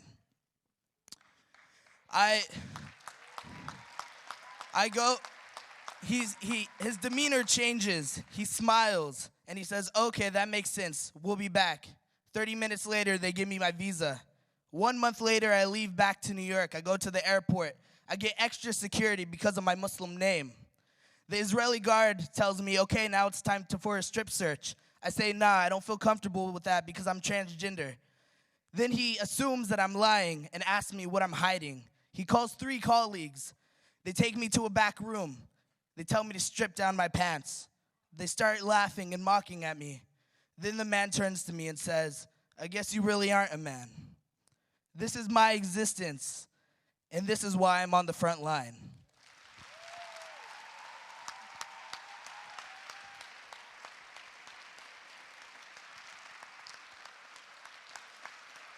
Buenas noches, everyone. My name is Cora Cervantes. I'm a journalist and an immigrant. Last weekend, I found myself filling out paperwork to gain custody of my nephew, just in case his mom is detained and deported. I had to have the what to do if our family is separated conversation that my mother had with me after 9/11. No human being is illegal. My familia, your community, our community is why I'm at the front lines.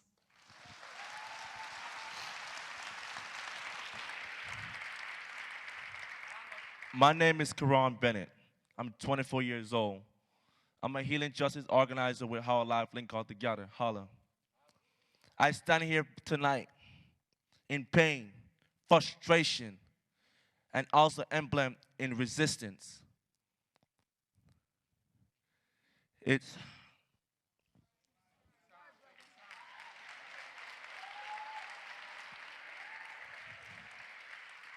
And survival in the harm of state violence.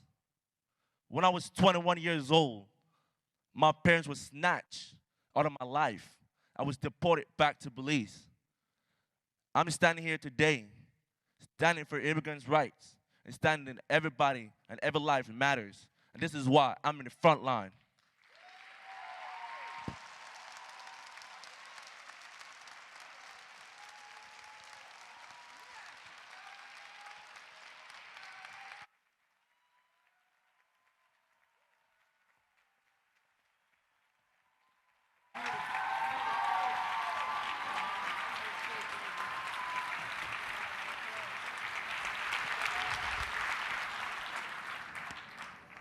Amazing work. Let's give them a round of applause.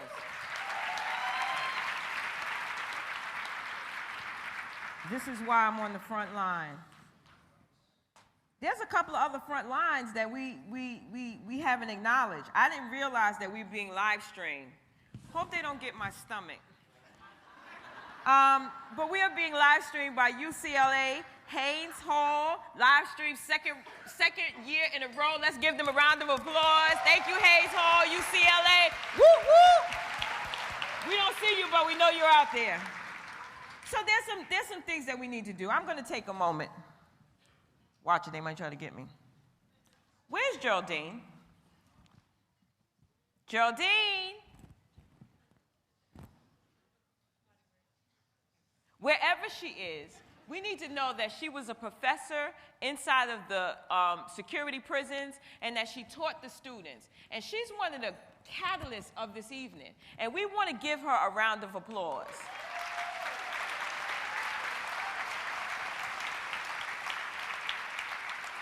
Again, this would not be possible had she not made this possible for us each and every year that we come out to Beyond the Bars, correct? Now, do you know sometimes when you have a brother or a sister or a friend, and you're always talking to them about the work that you do, and you hope that they understand that work, and maybe you have an email with them every now and again to remind them of the work that you're doing, and you never really see them. You just tell them that these things are going on all around the city. We're marching. We're having a movement. We're gonna rally over here. We're gonna kick up some dust over here. We're gonna, break a few doors down over there.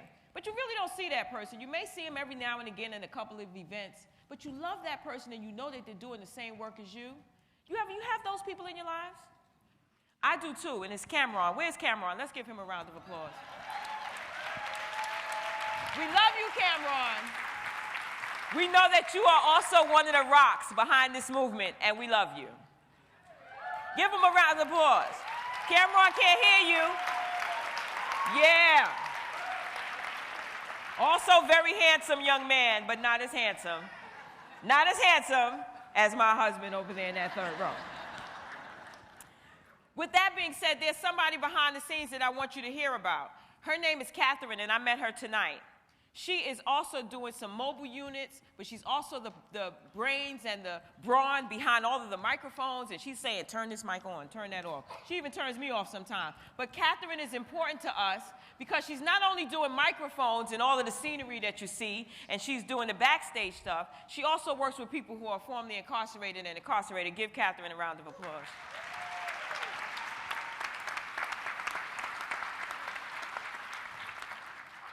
With no further ado,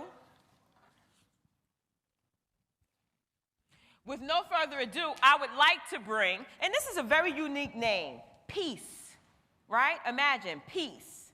So I'd like to bring out the Peace Poets at this time and give them a round of applause as they come.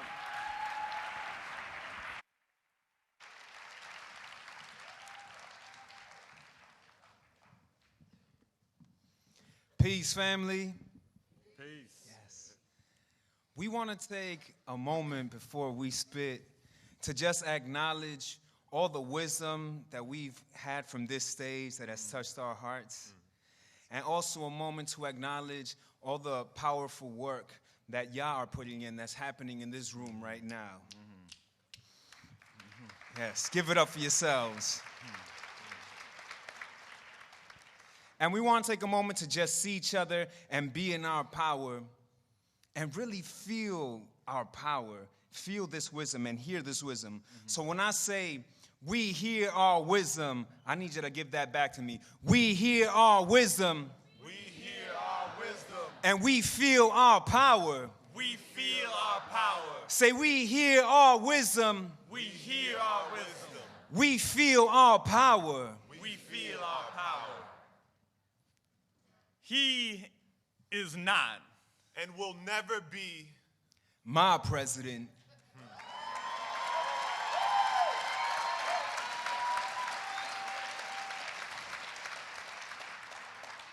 But he the president of the country where my father goes to work, where my mother gave birth, and where my cousins crack jokes and can fix anything except being broke. This man is the president of the country that I live in. That means I must rise up and resist him. That means I gotta slow down and listen to the wisdom of our elders and the struggles of our fam, to that voice in my spirit where I know who I am. Because there has never been a moment more full of promise for the people in this country to start being honest. There are two ways we can see this moment. Either we are weak and about to be broken, or this attack will be the way we finally open the door to compassion that led us to action. One day we'll look back and explain how it happened. The rise of a fascist that shook us awake. All of the masses could see what's at stake. A climate denier in the EPA meant millions would rise as one just to say, no to the pipelines, no to the drilling. We're reinvested in finally building hope for the hungry and land for the displaced.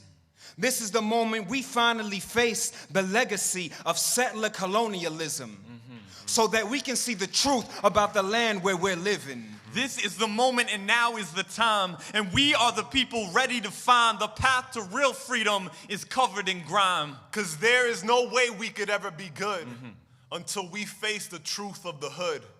The blatant connection between Wall Street's wealth and the poverty bleeding our children's health.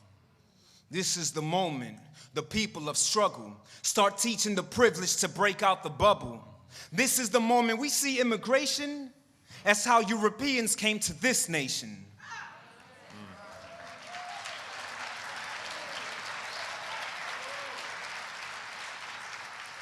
And this is the moment we stand with all women, so health is a right without any limit. This is the moment, and I know you scared, but there's never been more people acutely aware that the ocean is rising and we live on a beach. College too pricey, so we all gotta teach. We rock at the fire, we're keeping it lit. All people are poets, we need you to spit.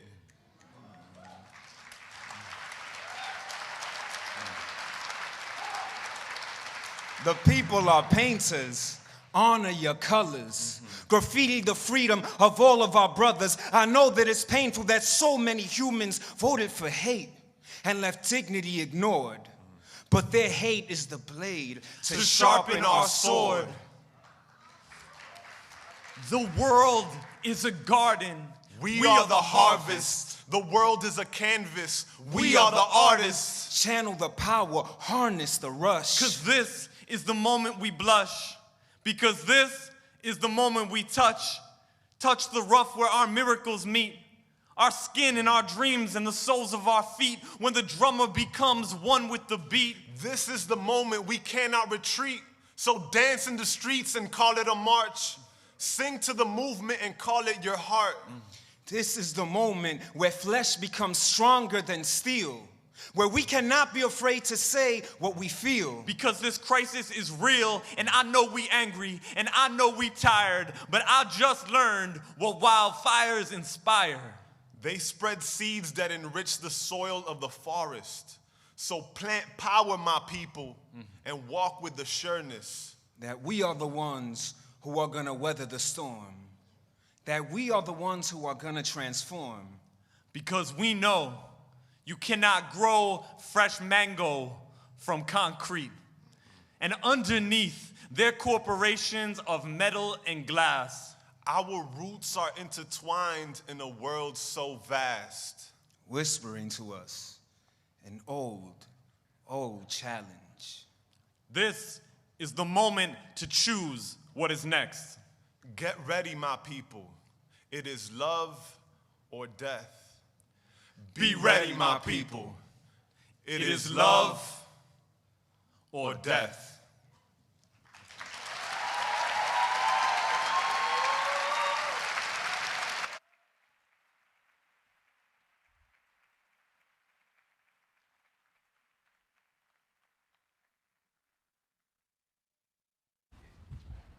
Well, well, well. I'm back. Thank you. So, why are we here again tonight? Why are we here, ma'am, in the pink scarf? To transcend punishment. Wonderful. Yes. Why are we here, Reverend Abrams? Why are we here? There you go, there you go. That's my pastor. Why are we here, Senator Montgomery? We're here to fight for our children. Fight for our children. Why are we here, Sharon? In mass incarceration. Wonderful. So guess who's not here tonight? Those who are incarcerated. Can we have a moment of silence for individuals who are inside right now?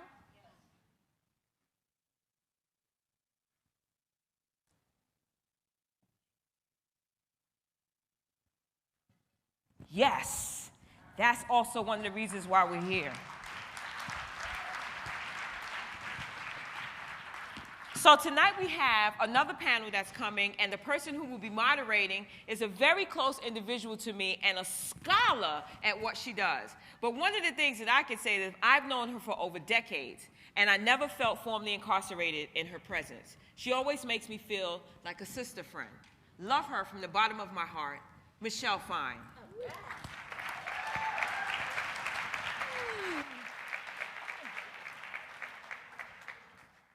Why don't you all just come?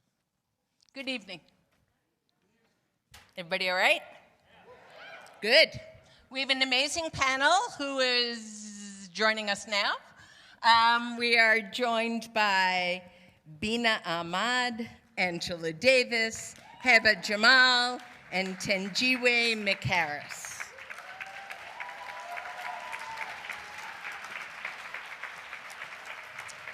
I think Breon Baines called us a revolutionary family, which I appreciate. And I would say we're a chosen revolutionary family, which means when we're called, we show up. So you might have noticed that I am not Gina Dent. Gina Dent couldn't be here. 4:30, I got a phone call, so I am delighted to be facilitating a panel of my new sisters.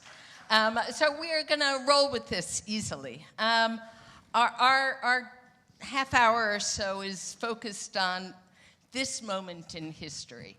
And so what I'd like you each to do is to first just introduce yourself so the audience could know kind of from where you bring your political, ethical thoughts. And then we're going to turn to this current political moment. Where do you see the challenges and where do you see the opportunities for solidarities? So let's start with Bina. So just an introduction Yeah, first. yeah. Okay. Please. All right. Assalamu alaikum, everyone. Hi, thank you so much for being here and giving me the honor of being in front of you. I'm Bina Ahmed. I am a public defender, criminal defense attorney in Manhattan. Thank you to my public defenders in the audience. And I'm a social justice attorney and worked on international human rights law and animal rights law. As you see in my bio, I often mention that I'm an Ahmadi Muslim, which is relevant in the fact that we're a persecuted sect within Islam. And often rejected by other Muslims, and that's sort of part of how I came to human rights work. So everyone knows the Oscar that was given to Mahershala Ali. Many people revoked their support of him when they realized he was an Ahmadi Muslim. So that will be a part of a lot of what I'm talking about tonight, but that's sort of the birth of how I came into social justice work. Fantastic, thank you so much. Hiba. Hello, everyone. My name is Hiba Jamal, and I am a 17-year-old high school student. I go to Beacon High School. Where were you when you were 17? So I work with the organizations Integrate New York City for Me and New York Appleseed to really combat this one issue that's constant in our education system when you talk about the school-to-prison pipeline. New York City has the most segregated schools in the country. Yeah.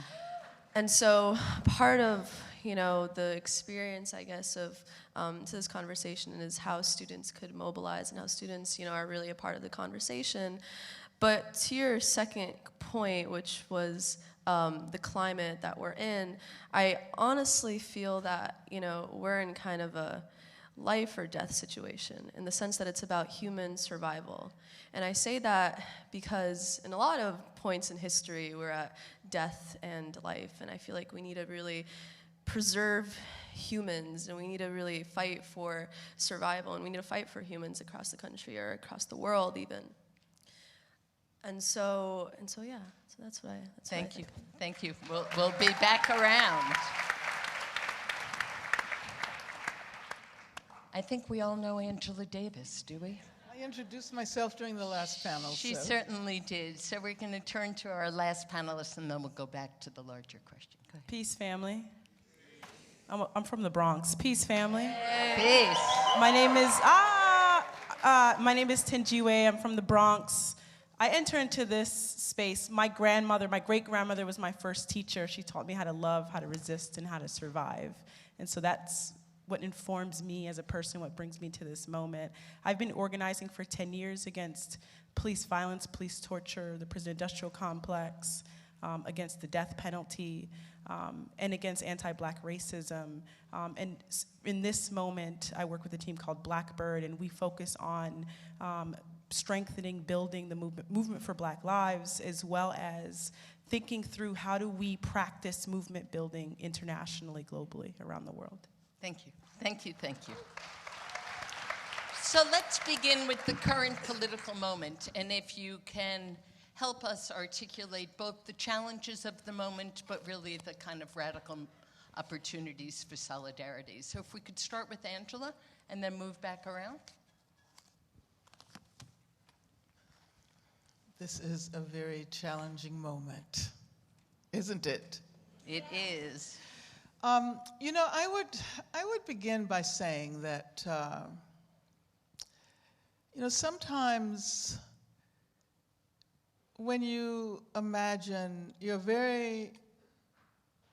worst nightmare of a future, which is what we're kind of experiencing now.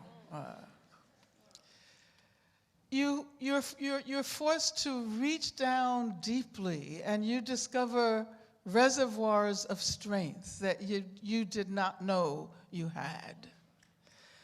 And so I would describe this moment as something like that.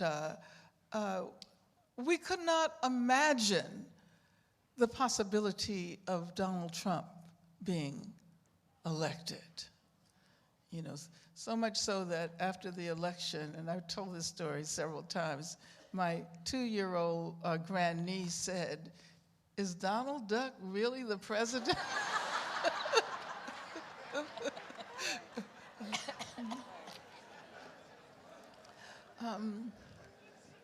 And what did you say? I'm afraid so. I think so.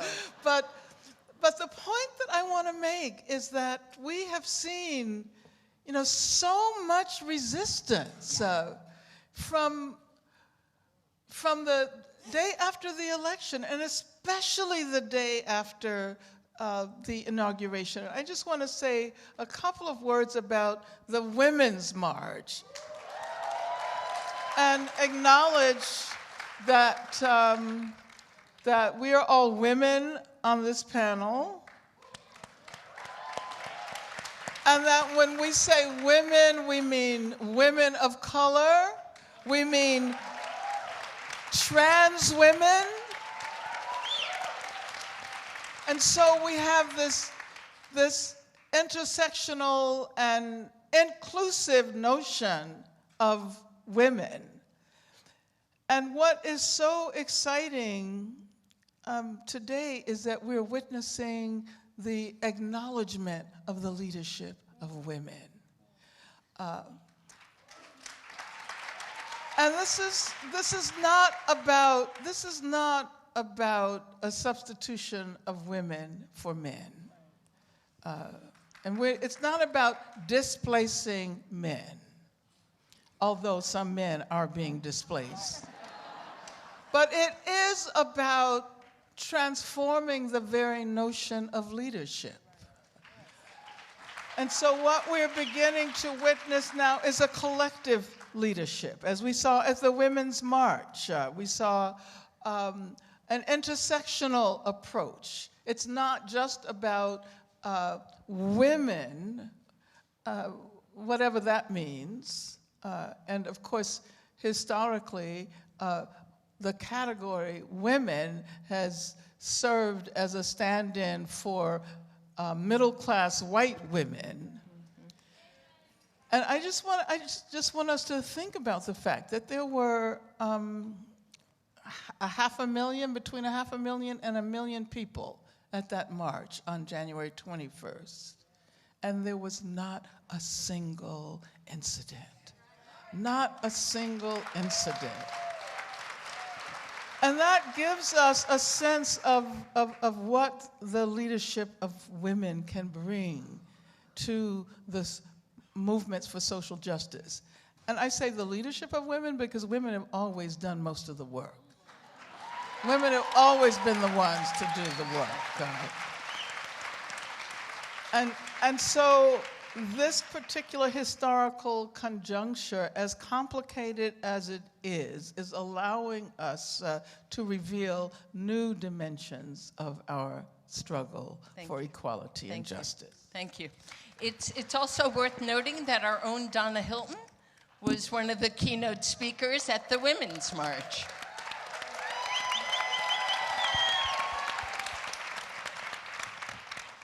So in these revolting times, can you help us think about both the challenges and the opportunities? And across us, I think, we want to be thinking about transnational solidarity, trans-struggle solidarities, and transgenerational solidarities. Sure.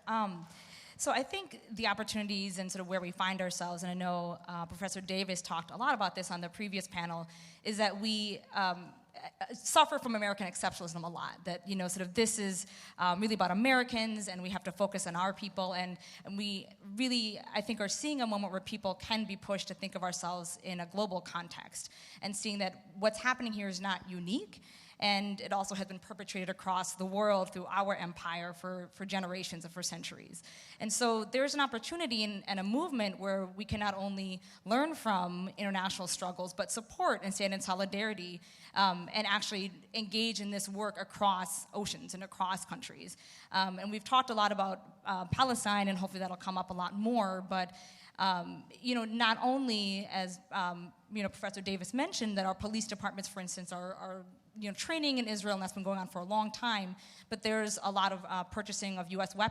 Israeli weapons for U.S. police departments.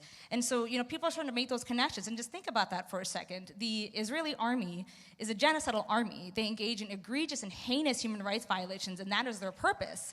And if you're taking, even though I don't believe in policing at all, and hopefully all of us here are prison and police abolitionists, if you're taking local civilian police departments that are supposed to police a civilian population, and they're having them learn from an occupying genocidal army that sees the people that they invade and attack and kill as the enemy, that mentality, of course, comes back. You're seeing in the global war and that sort of mentality, this is a battlefield, that our streets here are now also a battlefield too.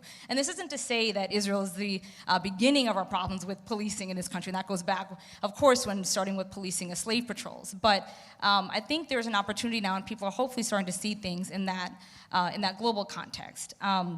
And so I think some of the challenges, too, that come with that, and that there's this rise of so many people in the country feeling outraged, and rightfully so, and finally getting out in the streets or wanting to engage in organizing, is that we also have to fight liberalism bleeding into our movements. So a lot of just, we can engage in nice policing or nice prosecution. And as a public defender, and so I heard a lot of shouts in the audience, so hopefully you can back me up on this, there's been a focus by some of the DA's office for hate crimes. So there's a hate crimes unit, for instance, in the DA's office in Manhattan. And they actually spoke in a panel that I was on saying that they, of course, were concerned about the Muslim community. And so they wanted to help prosecute hate crimes against us. And so, of course, I got up there and it was like silence after I spoke. I was like, well, actually, that's not what we need. What we need is to stop state violence, and that's what you're doing. And what's a hate crime is what... Thank you. And I said to them, what's a hate crime is what is done to Black and brown communities every day. And we want that to stop. We also want you to stop spying on our communities and trapping them into fake terrorism plots. And the list goes on, and nobody clapped after that panel. Was at a sort of a lawyers association, so everyone's like, oh, that was really great. But pushing those conversations, that it's great to welcome in so many more people into this organizing and movements, but we have to make sure it's still grounded in a radical context, in an abolitionist context. It's not reformist, and that's the way we'll win liberation. So. Great. Thank you so much. Sure. Thank you for that. It's very humbling for me to be up here, so I want to just express gratitude for everybody who made this space possible. I was touched by what you said about the moment that we're in. The truth is, we can't run away from the fact that we're in dangerous and painful times. But we are also, as you said before, we are in a moment where we can demonstrate how extraordinary our love is for ourselves and each other, in a way in which you will prove with your bodies and with your words that you will fight for the person next to you. In the most subtle ways, we have the potential to show our resistance, not just in organizing meetings, which are essential, not just in moments where you go to a protest, but what are you gonna do when you leave this building and you go down the subway and you see another brother hemmed up because they didn't pay for the toll, or you see a Muslim family being targeted because of who they are, because you see a trans sister being followed because of who she is. What you do when you go home, when you go to work, in your life will demonstrate and show this country and this administration and the regimes to follow that we can be the biggest threat they have ever seen. We can be our ancestors' greatest dreams. And so we have that. That moment is sitting right in front of us. The only thing stopping us is us. It is our decision. We have the opportunity to make it. And I'm gonna be very brief and talk about challenges. There's 3 challenges that I wanna name. There's so many. One is the material conditions of our people. Our people will suffer. So that is a challenge, but that also means that we have to acknowledge what is required of us. When our people will go hungry, what will you do? When our people will be attacked and criminalized, what will we do? We have to practice family within our communities so that we can mitigate the kind of harm that is coming our way. The second is we will see we've always been criminalized. It will not start just because Trump, it will not stop just because that man is in office. But we have to be, we have to be faced with the fact that there will be increased criminalization of our communities, but also of our political activity. So what is required of us is not just practicing love with each other, defending our work, but also how are you defending yourself? Digital security, physical security. We have to think about how to keep ourselves safe and our community safe. Last is there will be an attempt to divide us. There will be an attempt to divide us within our community. There will be an attempt to divide us across communities. And so we have to show this administration and everybody in power that thinks that they can divide us that we will not stand divided.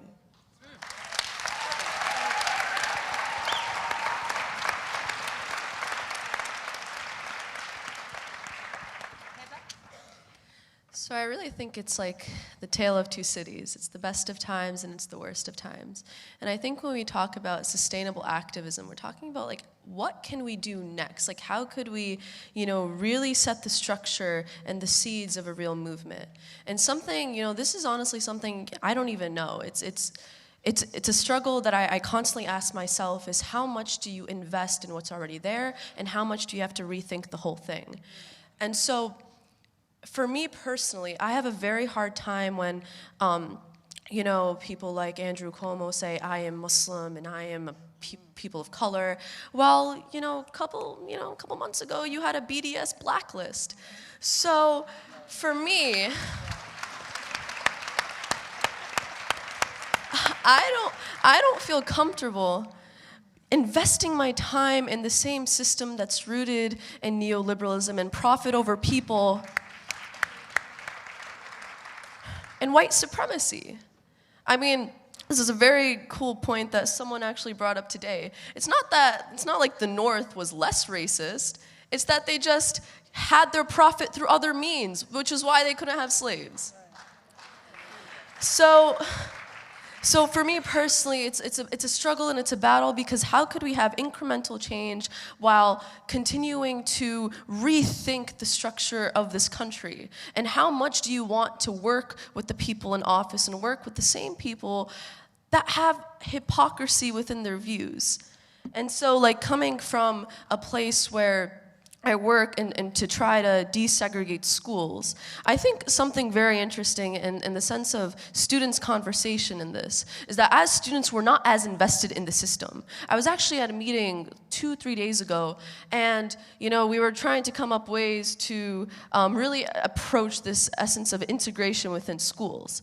And I was looking at a proposal that mostly adults came up with, and they were using the same standards that the DOE had for like Regents and Common Core, and they're trying to use integration as a means to reach those standards. And I kind of raised my hand and I'm like, what if these standards are messed up to begin with? And so they kind of look at me, They kind of look at me and they're like, I don't know, we put so much time and the people, it's unrealistic. So as a student, I'm like, well, all right, well, okay, you have an integrated school, you have a good school, per se, quote unquote good school, and you have a segregated school, but we hate school regardless, so what's the point, right? So why can't we think two things at the same time? Why can't we try to invest in this system and rethink it and be very theoretical and abstract at the same time? Thinking about how we can incorporate jobs and making a sustainable economy while thinking about the world around us and thinking about how neoliberalism and how capitalism affects people abroad and this rhetoric of profit over people destroys, societies around us. So it really is the best of times and the worst of times in the sense that there's a lot of conversation, but it's the worst of times in the sense that, it is survival.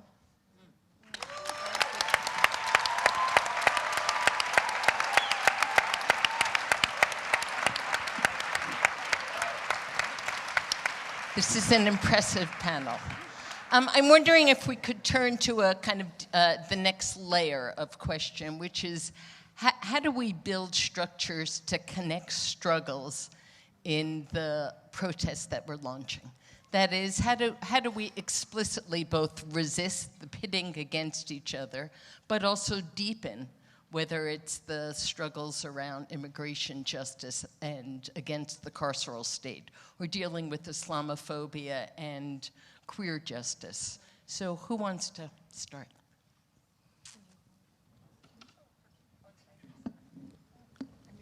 Go ahead, Angela. You're on. You're on. I don't have to. Who wants Angela to go first? Go ahead. Yes. Is it because I'm the elder on the Yeah, panel? that's why. That's exactly why.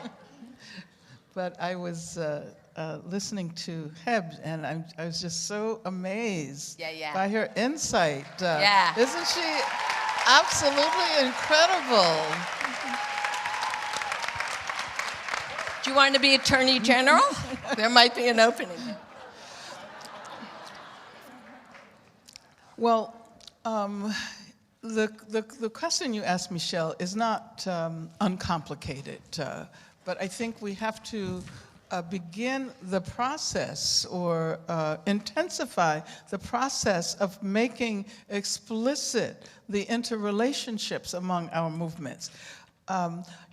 It used to be that people assumed that when we talked about the interconnectedness of race, class, gender, sexuality, and all of these issues, that they were being called upon to address everything simultaneously. And of course, one can't do that. And the idea, I think, is to do the work that one feels drawn to, that one is most passionate about, whether it's around immigrants' rights, whether it's trans rights, whether it's the labor movement, but do it with the assumption that all of our struggles are interconnected. One of the insights that I think we've perhaps failed to emphasize over the years is that too often the solutions that are handed to us are assimilationalist solutions. And I think this moment calls upon us to seek more radical solutions and to recognize that it makes no sense to include previously marginalized people who have been targets of racism into a racist institution and argue that the work is done. The institution is still racist. Or to include women into a misogynist institution without transforming the structure. And it seems to me that I think I was talking about feminism during the last panel, the kind of feminism that makes all of these connections, that is non-assimilationalist. And I think that this is the work that young people do best. And I sat here listening to your analysis, and all I could think was right on. You know exactly what you're talking about. Yeah. Thank you. I was just unfortunately told we have 5 minutes. So I think if each of you could take 2 minutes and let us think about the deep intersectional work we will engage, and/or if you would like to invite the audience to consider an issue that emerges in your work that they really need to attend to, please feel free to take your last 2 minutes. Okay, sorry, we just have 2 more minutes. I have a lot of thoughts. One of them would be to challenge my fellow attorneys for humility. I think a lot of people look to attorneys and they sort of infect that in law school, right? Thank you. Infect that in law school that you're special, right? And you're really smart. And no, you're not, okay? We're not special. We just have a lot of economic and class and race privilege, most of lawyers, to get to that point. And when we do struggle, those of us people of color, or people from lower class backgrounds and undocumented folks, it's a struggle, right, to get through law school. But the way that you're taught to be a lawyer is that you are the leader, right? And you're gonna save the movement and you're gonna do all this great stuff. And it's such a struggle to knock that out of lawyers and be like, no No, we are not. We are a tool in the toolbox. We are no better than our organizers and our digital security folks and our, students who are out in the streets. And, we are one tool in this larger struggle. And so a lot of the work that we do, we think because we do good work means we are good. And that's not the case. I work with a lot of lawyers, and I've, been a lawyer for 12 years now. And it, to me, it doesn't really matter if you file that amazing motion or you win this amazing case, is that if you personally treat people poorly or don't work with attorneys of color, or you have like an all-white panel of attorneys representing activists of color, that's a problem. Right? Because that bleeds into how attorneys of color, we come into this work as social justice lawyers oftentimes, and then find that, we have the same white savior complex coming into our profession. And we're also not shouldn't be patted on the back for being public defenders, right? It's like, I'm taking that lower salary to help, the brown and black folk. And we just need to get rid of that. This is our duty to give our privilege and our skills and our knowledge to the community. So giving free legal advice, helping people, not being generous with your time, and being good with your politics, and that we have to stop the arrogance in our profession and what we're doing. And, so for example, I was at, JFK with a lot of other folks protesting and trying to help set up the legal network and working with the legal network to help, immigrants, particularly from Muslim countries, coming in and being detained and deported. And it was one really interesting in that talking about intersectional analysis and then how we have to take this in a broader international context. I ran into an attorney there, a white male attorney, and he came up to me and just said, Pakistan Zindabad and Israel Zindabad, which means long live Pakistan and long live Israel. And then we got in a huge argument. And he couldn't fathom how the Islamophobia and what we do here in this country greases the wheels for our war on terror abroad and the genocide and occupation of countries abroad. And that is directly a part of our occupation of Palestine. So, those are my challenges. And just finally, in terms of what other movements, or issues come up, I mentioned I do a lot of animal rights work, and animal rights and environmental work always sort of gets pushed to the side. It's like, that's not that important. And granted, there are a lot of critiques in the way that a lot of that work is done. But if we really want to be an anti-oppression movement that has solidarity with many other struggles, we will see that doing indigenous land defense is environmental defense, is animal rights defense, and we have to start challenging ourselves to incorporate that into our work. Thank you. I'm gonna go to Tenjiwe, and then we're gonna end with a minute each. Sure, I'll be brief.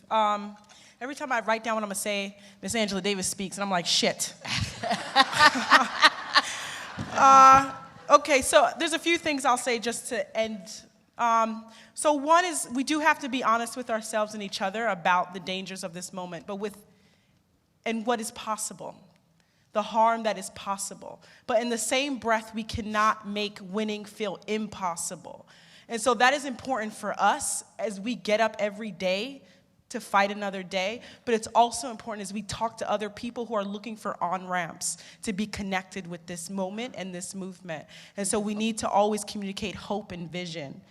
2, our movements and our people have always been tied. We are not the first to do it. History has always connected the liberation struggles of folks around the world. And so we have to understand that the polluting of waters in Brazil by multinational corporations are directly tied to what capitalists do here, the activities of capitalists, the privatization of our water. And so it's not just about acting out in solidarity. This is about understanding that our liberation is deeply tied to each other. We will not win in isolation. Thank you. That was beautiful, beautiful. Sorry to rush. And give us our final word. So, in The Next American Revolution by Grace Lee Boggs, there's this one quote that I absolutely love. She says, "You need to love America enough to change it." And I feel like the anger that we feel right now and the absolute frustration needs to be channeled not through, wars online, but through dialogue and actual change and actual organizing and mobilizing. And I think something that we really need to think about is how we as people cannot be hypocrites. Although America was founded on oppression and occupation, like a lot of other countries, we need to realize that that is not an excuse to give up, and it is not an excuse to just let oppression continue to happen. Thank you, thank you. Can you all join me in thanking this amazing panel? We're staying here. We stay. Thank you. Thank you. Amazing.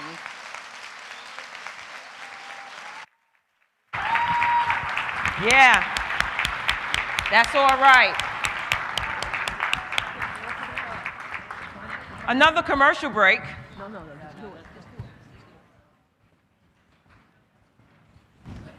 So this is a part where everybody can play a part with us. Before that, we want to make sure that we shout out Corey and his agency, Holla. Make sure we shout him out. My baby brother, there you go right there, Holla. Holla if you hear me. So this part we need all of you to play a part in. I got one. Key it up, that's what they said. This is my big night. Where y'all going? Hold on, close those doors. Don't let them out. Come on, Yolanda. Yeah, I'm waiting for the song. Let's do it without the music.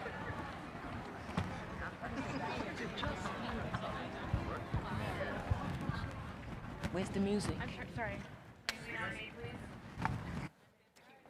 All right, I need everybody on their feet, please. Everybody on their feet, all participation. Are we ready? Are ready? Can't hear it. Come on now. Move this way. This way. Everybody, you two. Yeah.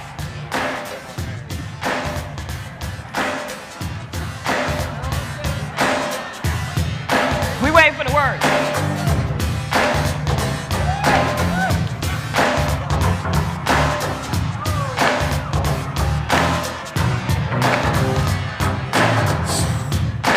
Times in our lives, we all have pain. Yeah, we all have sorrow.